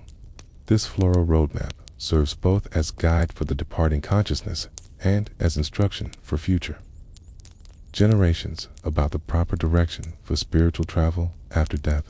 The hollyhock stalks are arranged in vertical patterns around the burial site, their upward-reaching forms creating a natural cathedral that focuses spiritual energies while symbolizing the ascension that represents the ultimate goal of consciousness after liberation from physical constraints. These tall flowers serve as pillars supporting an invisible temple where the transformation from human to ancestral spirit can occur under proper ceremonial conditions. Groundsel is woven into garlands that encircle the burial area, creating protective barriers that prevent harmful influences from interfering with the delicate process of spiritual transformation while ensuring that beneficial forces can flow freely to assist the departing soul. These floral boundaries establish a sacred precinct where the normal rules of physical reality are temporarily suspended to allow for otherworldly processes. The selection and arrangement of these funeral flowers reveals a sophisticated understanding of plant consciousness and the role that botanical allies play in facilitating communication between human spirits and the broader community of life that encompasses all existence. These Neanderthal flower rangers understood that plants possessed their own forms of awareness and intelligence, qualities that make them ideal intermediaries between the world of embodied consciousness and the realm of pure spirit. The pollen that has preserved evidence of these ancient burial ceremonies carries within its microscopic structure not only botanical identification, but also information about the seasonal timing of these death rituals, revealing that flower burials were conducted specifically during periods when plant energies reached their peak potency for spiritual work. The highest concentrations of funeral pollen correspond to late spring and early summer seasons, when flowers contain maximum concentrations of the essential oils and alkaloids that facilitate altered states of consciousness. This timing suggests that Neanderthal communities planned their burial ceremonies to coincide with natural cycles that enhance the effectiveness of their spiritual practices, waiting for optimal conditions rather than simply disposing of bodies as quickly as possible. The scheduling of death rituals, according to botanical calendars, demonstrates a level of sophisticated planning and spiritual understanding that challenges simplistic assumptions about prehistoric intelligence and emotional capacity. The discovery of multiple flower burial sites within Shanana Cave, spanning thousands of years of occupation, reveals that these practices represented not isolated incidents, but ongoing traditions that were maintained and refined across numerous generations. This continuity suggests that flower burial ceremonies produced results that validated their effectiveness, encouraging their preservation and development as core elements of Neanderthal spiritual culture. The sophistication of these burial practices challenges assumptions about the cognitive and emotional capabilities of extinct human species, revealing levels of abstract thinking and symbolic reasoning that approach and sometimes exceed those demonstrated by early modern humans. The ability to conceive of death as transformation rather than termination, combined with the knowledge necessary to facilitate that transformation through botanical assistance, represents intellectual achievements of extraordinary complexity and depth. Allow your imagination to drift across the Mediterranean to the sun-drenched hills of ancient Anatolia, where 10,000 years ago, extraordinary communities developed burial practices so elaborate and mysterious that they seem to emerge from the pages of science fiction rather than the archaeological record of human prehistory. Here, in the settlements of Katalyuk and its surrounding regions, people created one of history's most enigmatic spiritual traditions, the careful preservation and veneration of human skulls as sacred vessels containing the essence of departed souls. Picture yourself walking through the narrow alleys of this remarkable settlement, where houses crowd together without streets or doors, their inhabitants entering through openings in the roofs that also serve as chimneys for the fires burning within. The walls around you are covered with paintings that seem to writhe with life, even in the flickering light of oil lamps, depicting scenes of death and rebirth, transformation and transcendence, all focus on the central mystery of human consciousness and its relationship to the physical structures that house it during earthly existence. The obsession with skulls that characterizes this ancient culture stems from a sophisticated understanding of anatomy that recognized the brain as the seat of individual consciousness, the physical location where the soul resides during its temporary imprisonment within mortal flesh. This knowledge came through careful observation of injuries and illnesses that affected behavior and personality, led to the development of elaborate practices designed to preserve and honor the cranial structures that once housed the minds of beloved family members and respected community leaders. The process of skull preparation begins not with death, but with the careful observation of elderly individuals whose approaching transition provides opportunities for spiritual preparation and physical arrangements that will facilitate proper preservation of their cranial remains. These preparations involve not only practical considerations about timing and technique, but also complex negotiations with the departing soul about the role their preserved skull will play in maintaining connections between the world of the living and the realm of spirits as death approaches.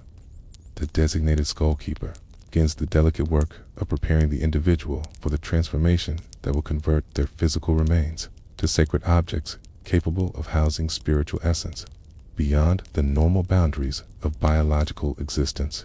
This preparation involves specific dietary modifications designed to alter the chemical composition of bone tissue, making it more suitable for long-term preservation, while enhancing its capacity to serve as a reservoir for otherworldly energies. Dying person participates actively in these preparations, consuming carefully prepared broths made from plants known to strengthen bone density while purifying the spiritual essence that will eventually inhabit the preserved skull. These botanical preparations include minerals extracted from specific geological formations that are believed to create crystalline structures within bone tissue, transforming ordinary calcium deposits into materials capable of storing and transmitting spiritual information across extended periods. The moment of death triggers an immediate response from the skull preparation team, specialists whose training enables them to perform the delicate extraction procedures necessary to separate the cranium from the rest of the skeletal structure without damaging the subtle energy patterns that are believed to persist within bone tissue after the departure of biological life. This work requires not only anatomical knowledge, but also spiritual sensitivity to detect and preserve the otherworldly residues that distinguish sacred skulls from ordinary bone. The extraction process follows protocols that have been refined through generations of practice. It's techniques that ensure the skull retains its capacity to serve as a communication device between the living and the dead. The mandible is typically removed and buried separately, as the jaw is believed to contain energies associated with earthly communication that might interfere with the skull's function as a receiver for messages from spiritual realms. The cranium itself undergoes extensive preparation that transforms it from biological remains into a sophisticated spiritual instrument. The interior surfaces are carefully cleaned and polished using abrasive materials that create microscopic textures capable of resonating with otherworldly vibrations. These surface treatments follow patterns that correspond to the known geography of brain tissue, with different areas prepared for different types of spiritual communication.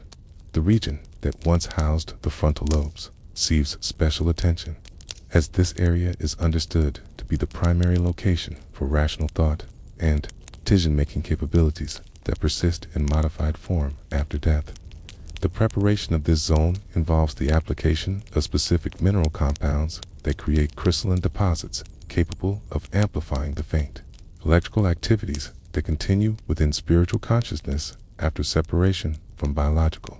Neural networks, the temporal areas associated with memory and emotional processing during life, are treated with different materials designed to preserve and enhance their capacity to store and replay the experiences and knowledge accumulated during the skull owner's earthly existence.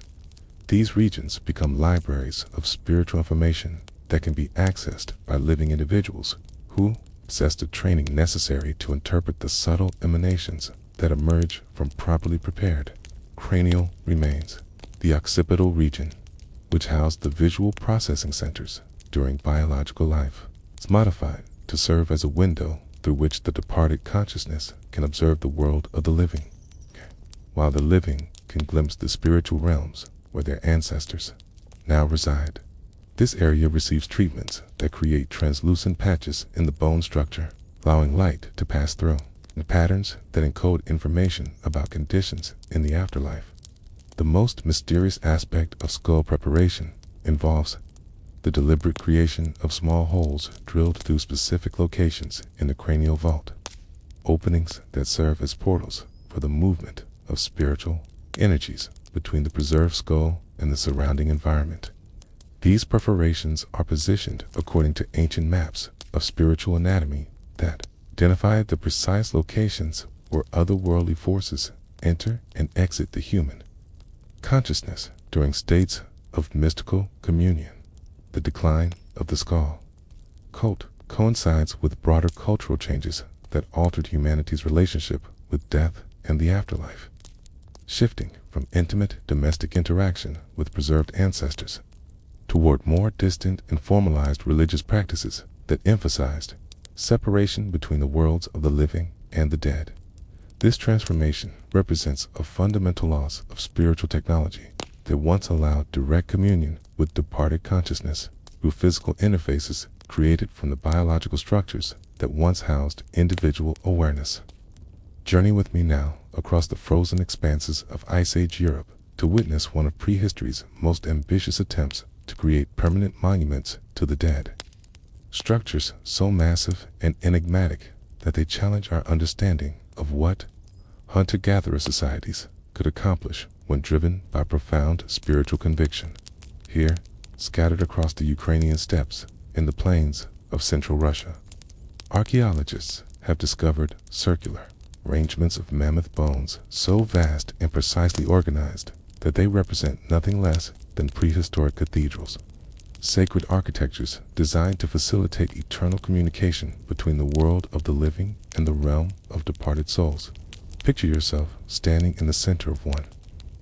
These extraordinary constructions, surrounded by a perfect circle of mammoth skulls, each massive cranium positioned with mathematical precision to create acoustic and spiritual properties that transform the enclosed space into a resonating chamber, capable of amplifying the faint vibrations that carry messages between worlds. The sheer scale of these monuments staggers the imagination. Some circles contain the remains of more than 100 mammoths, representing the accumulated hunting success of multiple generations, organized into a single, overwhelming statement about the persistence of consciousness beyond biological death.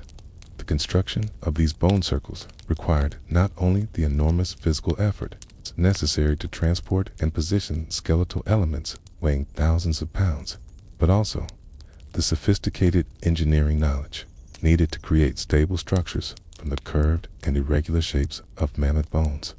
Each element had to be carefully selected for its structural properties, while also meeting the spiritual requirements that governed the sacred geometry of these prehistoric temples.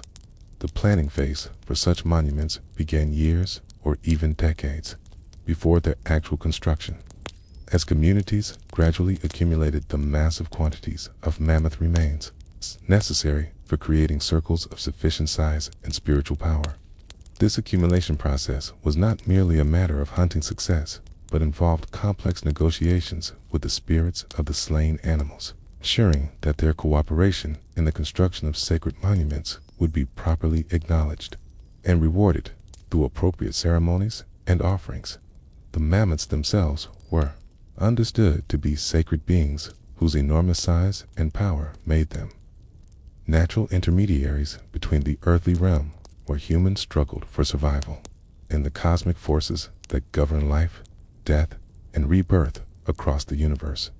Their massive forms bridged the gap between the human scale of individual existence and the geological timescales across which spiritual transformation occurs, making them ideal materials for constructing monuments designed to facilitate communication across the boundaries of mortality. The selection of specific bones for inclusion in these circles followed complex criteria that balanced practical engineering requirements with spiritual considerations about the role each skeletal element would play in the monument's function as a communication device.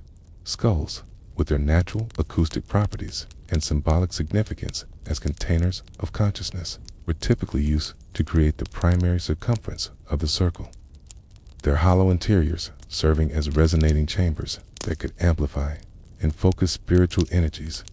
The massive leg bones of the mammoths were positioned as vertical supports, creating pillars that lifted other elements above ground level while establishing connections between the underground realm, where roots and buried bones create networks of spiritual communication, and the aerial territories where certain categories of spirits are believed to dwell. These bone pillars served as conduits for spiritual energy, allowing forces from multiple levels of cosmic reality to converge within the enclosed circle. The ribs and vertebrae of the mammoth skeletons were arranged in complex patterns that encoded information about the spiritual geography of the afterlife, creating visual maps that could guide departing souls through the dangerous territories they would encounter during their journey from physical to spiritual existence. These bone arrangements served as both instruction manuals for the dead and meditation aids for the living, providing focal points for contemplation of the mysteries surrounding death and transformation. The tusks of the mammoths, with their natural, spiral patterns that mirrored the mathematical relationships found throughout cosmic architecture, were positioned to create geometric alignments that connected the earthly monument with celestial phenomena. These ivory spirals served as antennas that could receive and transmit information between the terrestrial realm of human existence and the stellar regions where the most advanced spiritual entities were believed to maintain their eternal counsels.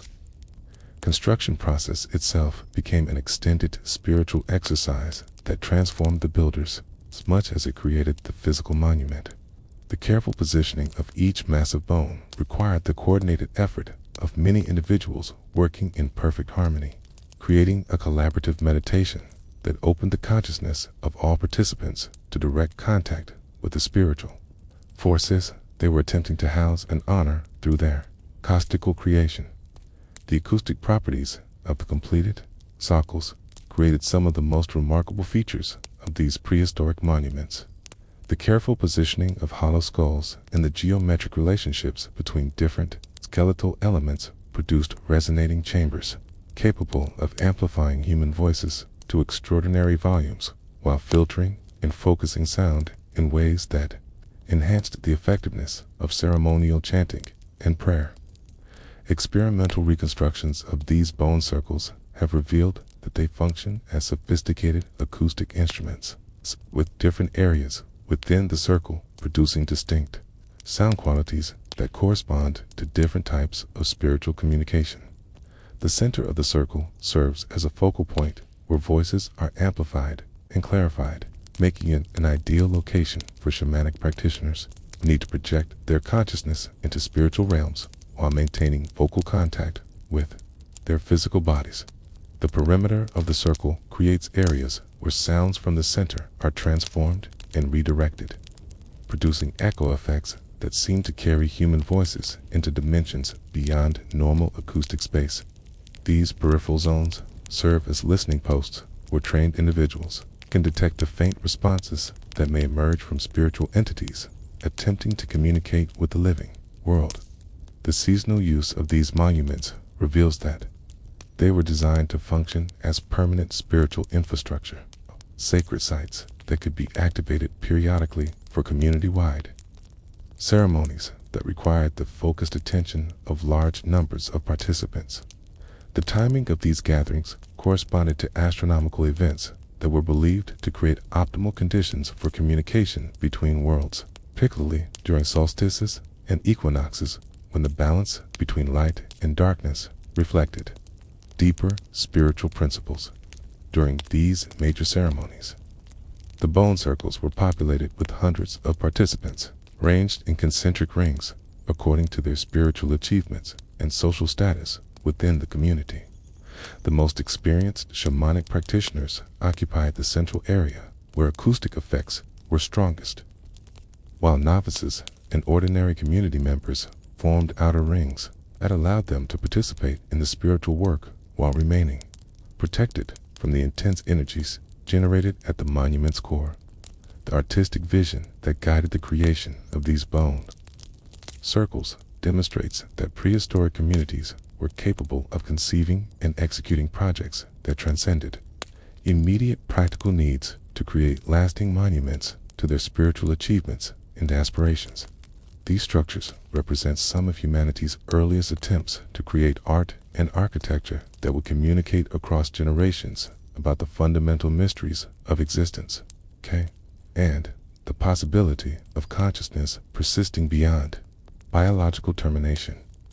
The environmental integration of these monuments shows how prehistoric peoples understood sacred architecture as part of larger ecological and cosmic systems, rather than as isolated human creations imposed upon the natural world.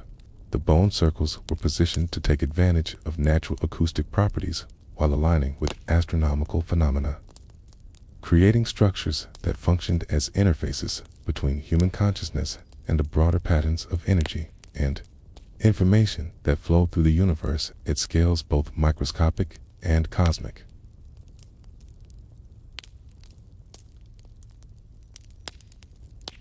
Let your consciousness drift now to a quieter corner of our exploration, where we examine the most tender and heartbreaking aspect of prehistoric death beliefs, the elaborate care and spiritual attention lavished upon the youngest members of ancient communities who crossed the threshold between life and death before their earthly journeys had barely begun.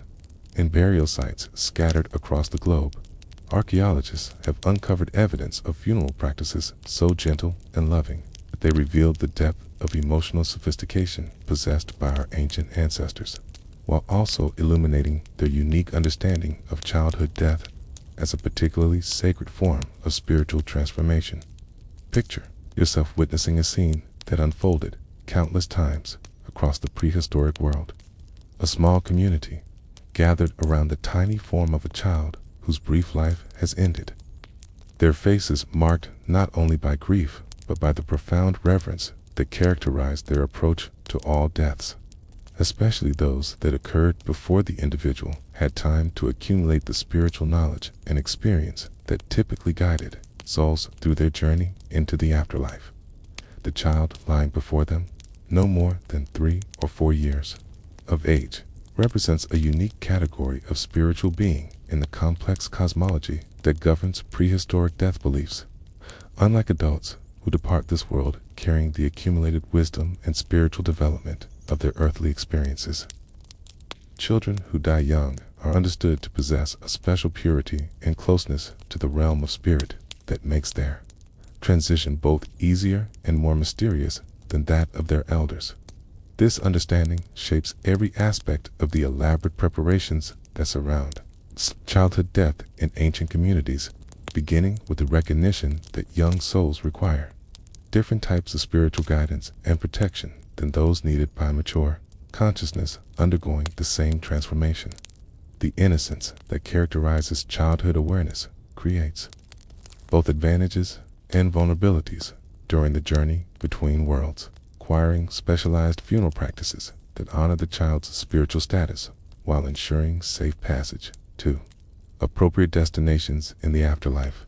The preparation of a child's body for burial begins with gentle washing rituals that involve not only physical cleansing, but also spiritual purification designed to enhance the natural innocence that will serve as the young soul's primary protection during its passage through potentially dangerous territories. The water used for these ablutions is collected from sacred sources, springs that emerge from underground realms believed to connect directly with the territories where pure souls find their eternal homes. The washing process becomes a meditation on the nature of innocence and its role in spiritual development. As experienced practitioners carefully cleanse each small limb while contemplating the mystery of consciousness that has known so little of earthly experience, it must now navigate the complex realities of existence beyond physical form. This work requires extraordinary emotional discipline from the washers, who must maintain the focused attention necessary for proper spiritual preparation while processing their own grief and the loss of such young life. The application of red ochre to the child's body follows patterns that differ significantly from those used for adult burials, reflecting the unique spiritual properties associated with childhood consciousness, where adult bodies receive ochre markings that encode information about their earthly achievements and spiritual development. Children are painted with simpler designs that emphasize their essential purity while creating protective symbols that will help guide them safely through the territories they must traverse. The red pigment itself carries multiple layers of symbolic meaning when applied to childhood remains. Its color represents the life force that continues to animate consciousness even after separation from physical form, while its mineral composition creates protective barriers that shield vulnerable young souls from harmful influences they might encounter during their spiritual journey. The ochre serves as both blessing and armor, celebrating the child's spiritual potential while acknowledging the special care required for souls who lack the experience typically needed for independent navigation through afterlife territories. The positioning of the child's body within the burial site follows principles that reflect deep understanding of the relationship between physical arrangement and spiritual transformation. Unlike adults, who are typically oriented towards specific directions that correspond to their expected destinations in the afterlife, children are often placed in positions that emphasize their connection to the celestial realms where innocent souls are believed to find immediate welcome. The grave goods that accompany childhood burials reveal the community's understanding of what young souls might need during their journey into spiritual existence. These objects differ markedly from the tools, weapons, and ceremonial items that characterize adult burials, focusing instead on items that provide comfort and guidance for consciousness that is known only the protected environment of family, care, and community nurturing. Tiny carved animals serve as spiritual companions that will accompany the child through unfamiliar territories. Their familiar forms providing reassurance in realms where everything else may seem strange and frightening.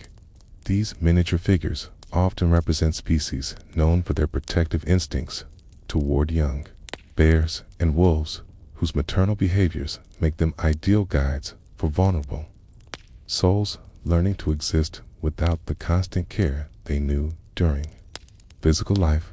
Small tools and implements scaled to child-sized hands acknowledge the continuing development the consciousness undergoes even after death, providing equipment for spiritual learning and growth in realms where traditional education methods may prove inadequate for souls who have little opportunity to master earthly skills before their transition. These objects serve both practical and symbolic functions, offering genuine utility while representing the community's faith in the child's continuing potential for growth and achievement.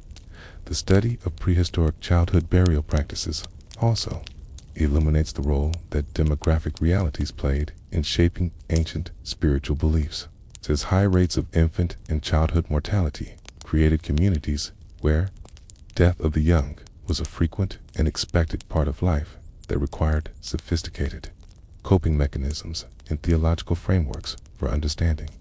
The elaborate practices that emerge from these challenging conditions represent some of humanity's most successful attempts to find meaning and hope in the face of devastating loss, while maintaining faith in the persistence of consciousness beyond biological death.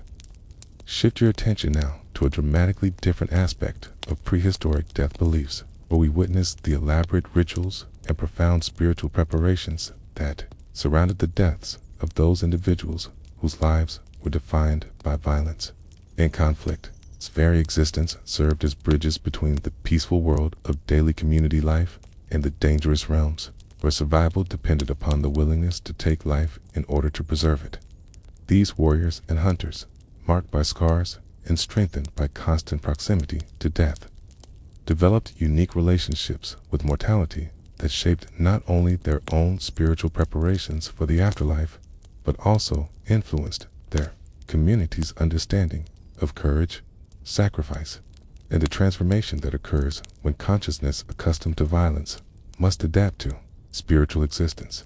Picture yourself present at the deathbed of a legendary hunter whose lifetime of successful confrontations with the most dangerous predators of the Ice Age world has earned him a reputation that extends far beyond his immediate community. A figure whose spiritual preparation for death becomes a teaching opportunity for all who witness his final transition from earthly warrior to ancestral guide. His weathered body bears the accumulated evidence of countless battles, each scar a story of survival, each healed bone a testament to the violence that characterized his approach to the fundamental challenge of wresting life from a world that seemed determined to destroy all human presence. The approach of death for such individuals carries unique spiritual implications that distinguish their transition from the gentler passages experienced by those whose lives unfolded within the relative safety of community protection. Warriors and hunters who have killed repeatedly whether in defense of their people or in pursuit of the animals necessary for survival, as to undergo purification processes that cleanse their consciousness of the aggressive energies that served them well during life, but might prove obstacles to peaceful existence in spiritual realms. These purification rituals begin long before actual death, often during periods of serious injury or illness that provide warning of approaching mortality, while offering opportunities for gradual spiritual preparation. The warrior's role within the community transforms during these preparatory phases, shifting from active protector to spiritual teacher, whose accumulated knowledge of conflict and survival becomes legacy for future generations of fighters and defenders. The weapons that defined his earthly identity undergo ceremonial retirement that acknowledges their role in his spiritual development, while preparing them for new functions as tools for otherworldly communication and protection. His spears and blades, worn smooth by decades of use and marked with the blood of countless conflicts, receive careful cleaning and blessing that transforms them from instruments of violence into sacred objects capable of channeling spiritual energies between worlds. The retirement ceremony for each weapon involves detailed recounting of its history and achievements, stories that preserve tactical knowledge while also serving as confessions that acknowledge the spiritual consequences of taking life, even when necessary for survival and community protection. These narratives serve multiple functions within the community's theological framework, providing practical education for younger warriors while also creating opportunities for spiritual cleansing that prepares the departing fighter for transition. Two realms where different skills and attitudes will be required. The positioning of warrior remains within burial sites follows principles that reflect their expected role as guardians of community welfare, with graves typically located at strategic points around settlement areas where they can continue to provide protection against both physical and spiritual threats. These burial locations often become focal points for ongoing military and hunting rituals, as living warriors seek guidance and blessing from their departed colleagues for undertaking dangerous expeditions. The long-term memorial practices associated with warrior burials emphasize the continuing relationship between living fighters and their ancestral predecessors, creating spiritual lineages that preserve tactical knowledge while also providing supernatural support for community defense. These ongoing relationships involve regular offerings and ceremonies that maintain communication channels between the world of the living and the realm of warrior spirits, ensuring that accumulated military wisdom remains available to future generations.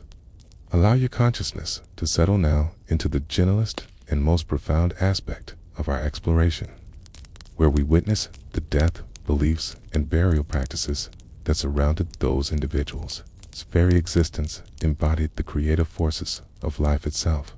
The women whose roles as mothers, healers, and keepers of botanical wisdom made them natural intermediaries between the realm of the living and the mysterious sources from which all consciousness merges into physical form. Picture yourself in the presence of an elderly woman whose long life has been devoted to the arts of healing and midwifery. Its hands have guided countless souls into earthly existence, while also easing the departure of those whose time had come to return to the spiritual realms from which all life originates. Her approaching death represents not merely the loss of an individual, but the transition of accumulated wisdom about the deepest mysteries of existence. Knowledge that encompasses both the practical skills necessary for maintaining physical life and the spiritual understanding required for facilitating the safe passage of consciousness between different states of being.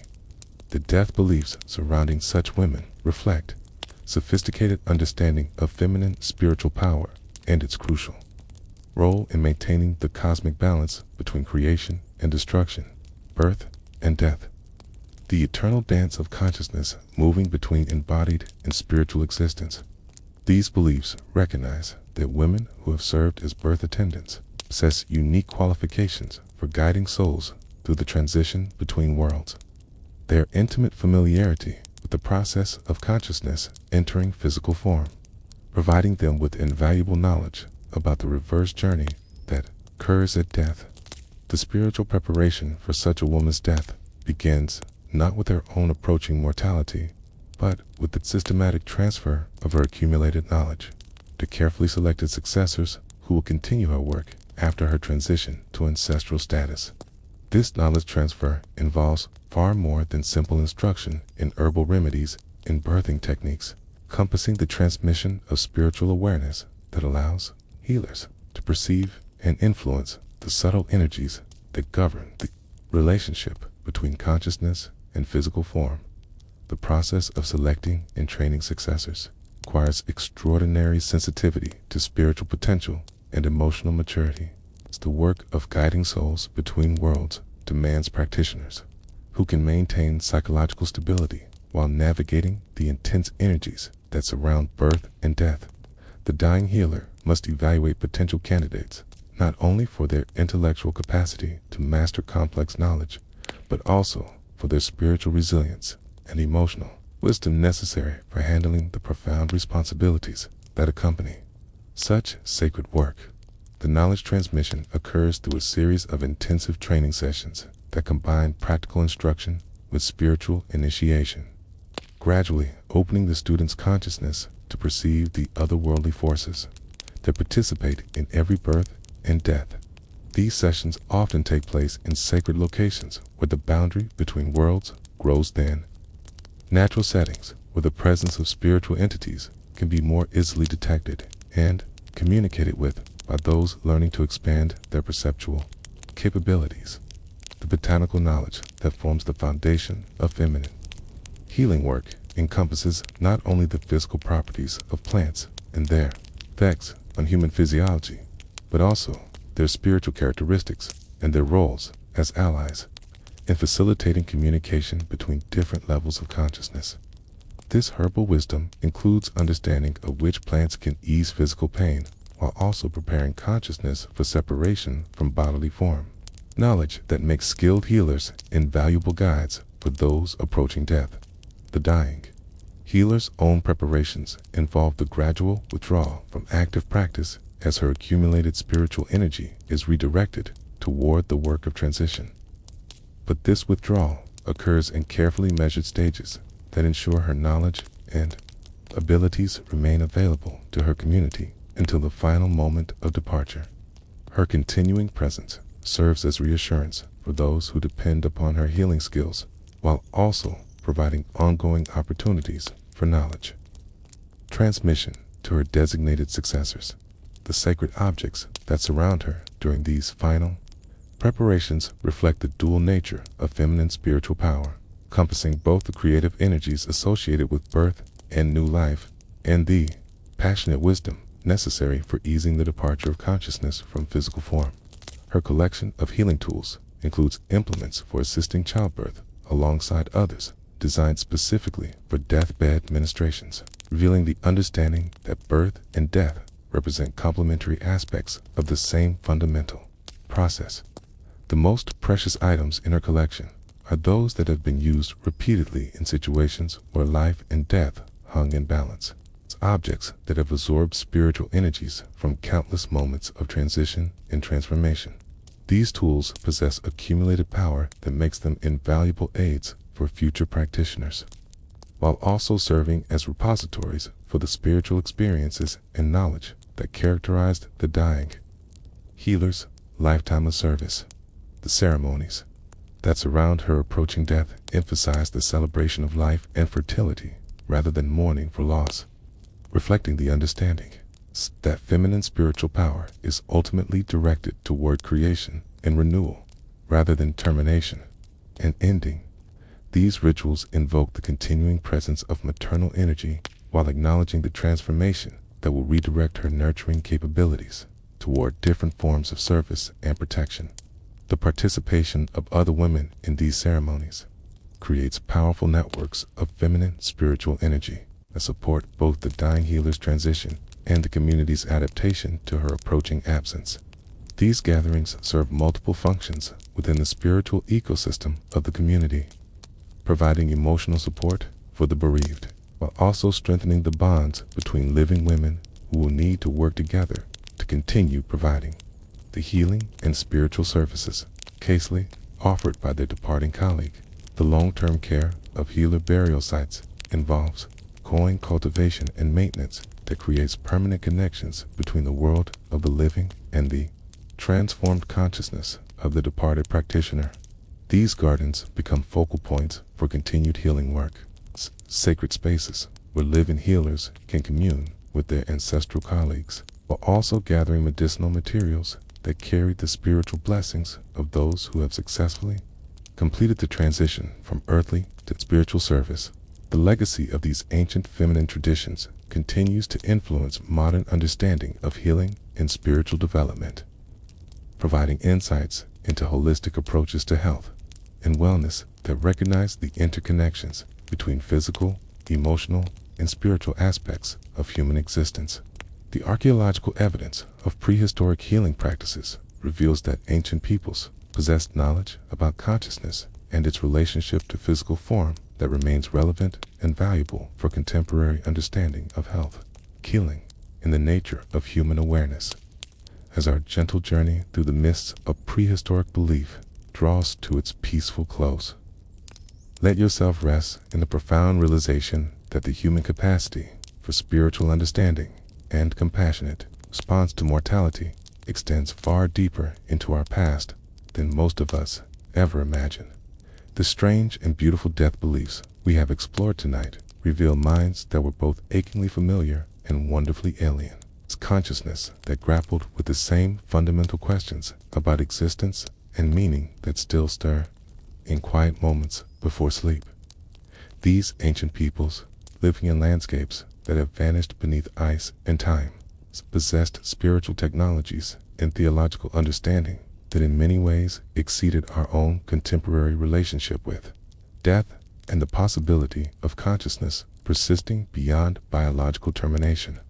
Their elaborate burial practices, their sophisticated understanding of plant consciousness and its role in facilitating spiritual transformation, their recognition that death represents metamorphosis rather than ending all of these insights, demonstrate intellectual and emotional achievements that challenge our assumptions about the evolution of human awareness.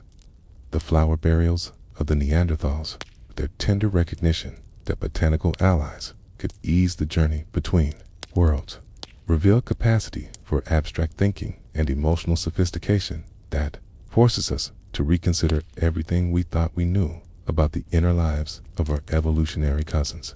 The skull preservation practices of Neolithic communities show that prehistoric peoples developed functional technologies for maintaining communication with departed consciousness, creating interfaces between the world of the living and the realm of spirit that allowed ongoing relationships to flourish across the boundary of death.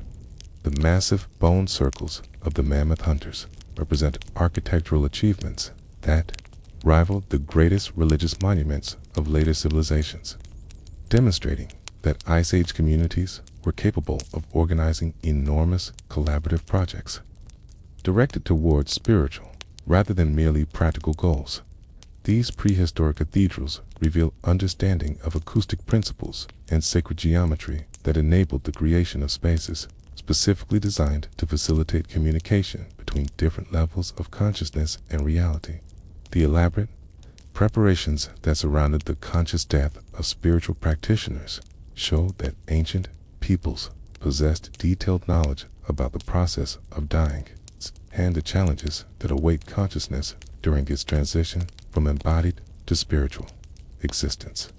Their techniques for facilitating peaceful death and ensuring successful navigation through otherworldly territories represents sophisticated psychological and spiritual achievements that demonstrate deep understanding of the nature of awareness and its persistence beyond physical form. The tender care lavished upon deceased children reveals emotional complexity and theological sophistication that challenges simplistic assumptions about prehistoric emotional capacity, while the elaborate practices surrounding warrior deaths show nuanced understanding of how different life experiences require different approaches to spiritual preparation and afterlife navigation. The reverence accorded to deceased healers and wise women demonstrates recognition of feminine spiritual authority and the special qualifications that come from intimate involvement with the processes of birth and death. Throughout all of these practices runs a common thread of understanding that death represents transformation rather than termination, metamorphosis rather than destruction, a fundamental shift in the nature of existence that requires careful preparation and community support, but ultimately leads to expanded rather than diminished capabilities for consciousness freed from the limitations of physical form. This understanding created spiritual cultures that viewed mortality not as tragedy, but as graduation, not as ending, but as commencement of new forms of existence and service. The rhythms of their lives flowed in constant awareness of the presence and continuing influence of the departed, creating communities that spanned the boundary between physical and spiritual existence through ongoing relationships that enriched rather than burdened the experience of daily life. Their sacred geographies integrated burial sites and memorial locations into the practical landscape of survival and prosperity, ensuring that the wisdom and protection of ancestors remained available to guide and support their descendants. Archaeological evidence of these remarkable practices provides modern observers with profound insights into alternative approaches to mortality and meaning that demonstrate the extraordinary creativity and spiritual depth of human consciousness when freed from the materialistic assumptions that characterize contemporary culture. These ancient spiritual technologies offer valuable perspectives on questions about consciousness, death, and the possibility of persistence beyond biological existence that remain relevant and important for contemporary understanding. The sophistication of prehistoric death beliefs also reveals the central role that spiritual understanding played in the development of human intelligence and social organization, demonstrating that the capacity for abstract thinking and symbolic reasoning emerged in intimate connection with attempts to understand and work with the mysteries surrounding mortality and the nature of consciousness itself. These theological achievements represent some of humanity's earliest and most successful attempts to create meaning and purpose in the face of the apparent randomness and brutality that characterized existence in harsh prehistoric environments. The emotional warmth and practical wisdom that characterize these ancient approaches to death and dying offer contemporary society valuable alternatives to the denial, fear, and spiritual poverty that often characterize modern relationships with mortality. The prehistoric understanding that death represents natural transformation rather than ultimate defeat provides perspectives that could help contemporary individuals and communities develop healthier and more constructive approaches to aging, illness, and the inevitable transition that awaits all consciousness housed within physical form. The integration of botanical wisdom, astronomical observation, and acoustic engineering that characterize prehistoric spiritual practice demonstrates holistic approaches to understanding and working with consciousness that recognize the interconnections between different aspects of reality rather than fragmenting experience into isolated categories. These integrated approaches offer valuable models for contemporary efforts to develop more comprehensive understanding of the relationship between mind and matter, consciousness and form, individual awareness and cosmic pattern. As you rest now, in the safety and comfort of your modern existence, surrounded by the certainties of science and reason, allow yourself to appreciate the profound gifts that these ancient spiritual pioneers have left for our understanding and consideration. Their strange and beautiful beliefs about death and afterlife represent some of humanity's most creative and successful attempts to find meaning and hope in the face of mortality, creating theological systems that honored both the reality of physical death and the possibility of consciousness persisting and developing beyond the limitations of biological existence. The rhythm of their lives is measured not in hours and minutes, but in seasons and cycles, Birth and death, the eternal dance between seen and unseen worlds, offers perspective on the deeper patterns that govern existence beneath the surface distractions of contemporary life. Their understanding that individual death serves larger purposes than cosmic processes of transformation and renewal provides wisdom that remains relevant for anyone seeking to understand their place within the vast patterns of energy and consciousness that span scales from microscopic to galactic. Let their ancient wisdom accompany you now as you drift toward sleep. Their gentle understanding of death as transformation rather than termination, offering comfort and reassurance as your own. Consciousness prepares for its nightly journey into the realm of dreams, where the boundary between waking and sleeping, known and unknown, becomes as fluid and permeable as the prehistoric understanding of the relationship between life and death. In the quiet spaces between thoughts, in a gentle transition between awareness and rest, their voices whisper across the millennia with messages of hope and continuity that transcend the apparent limitations of mortality and speak to the eternal nature of consciousness itself.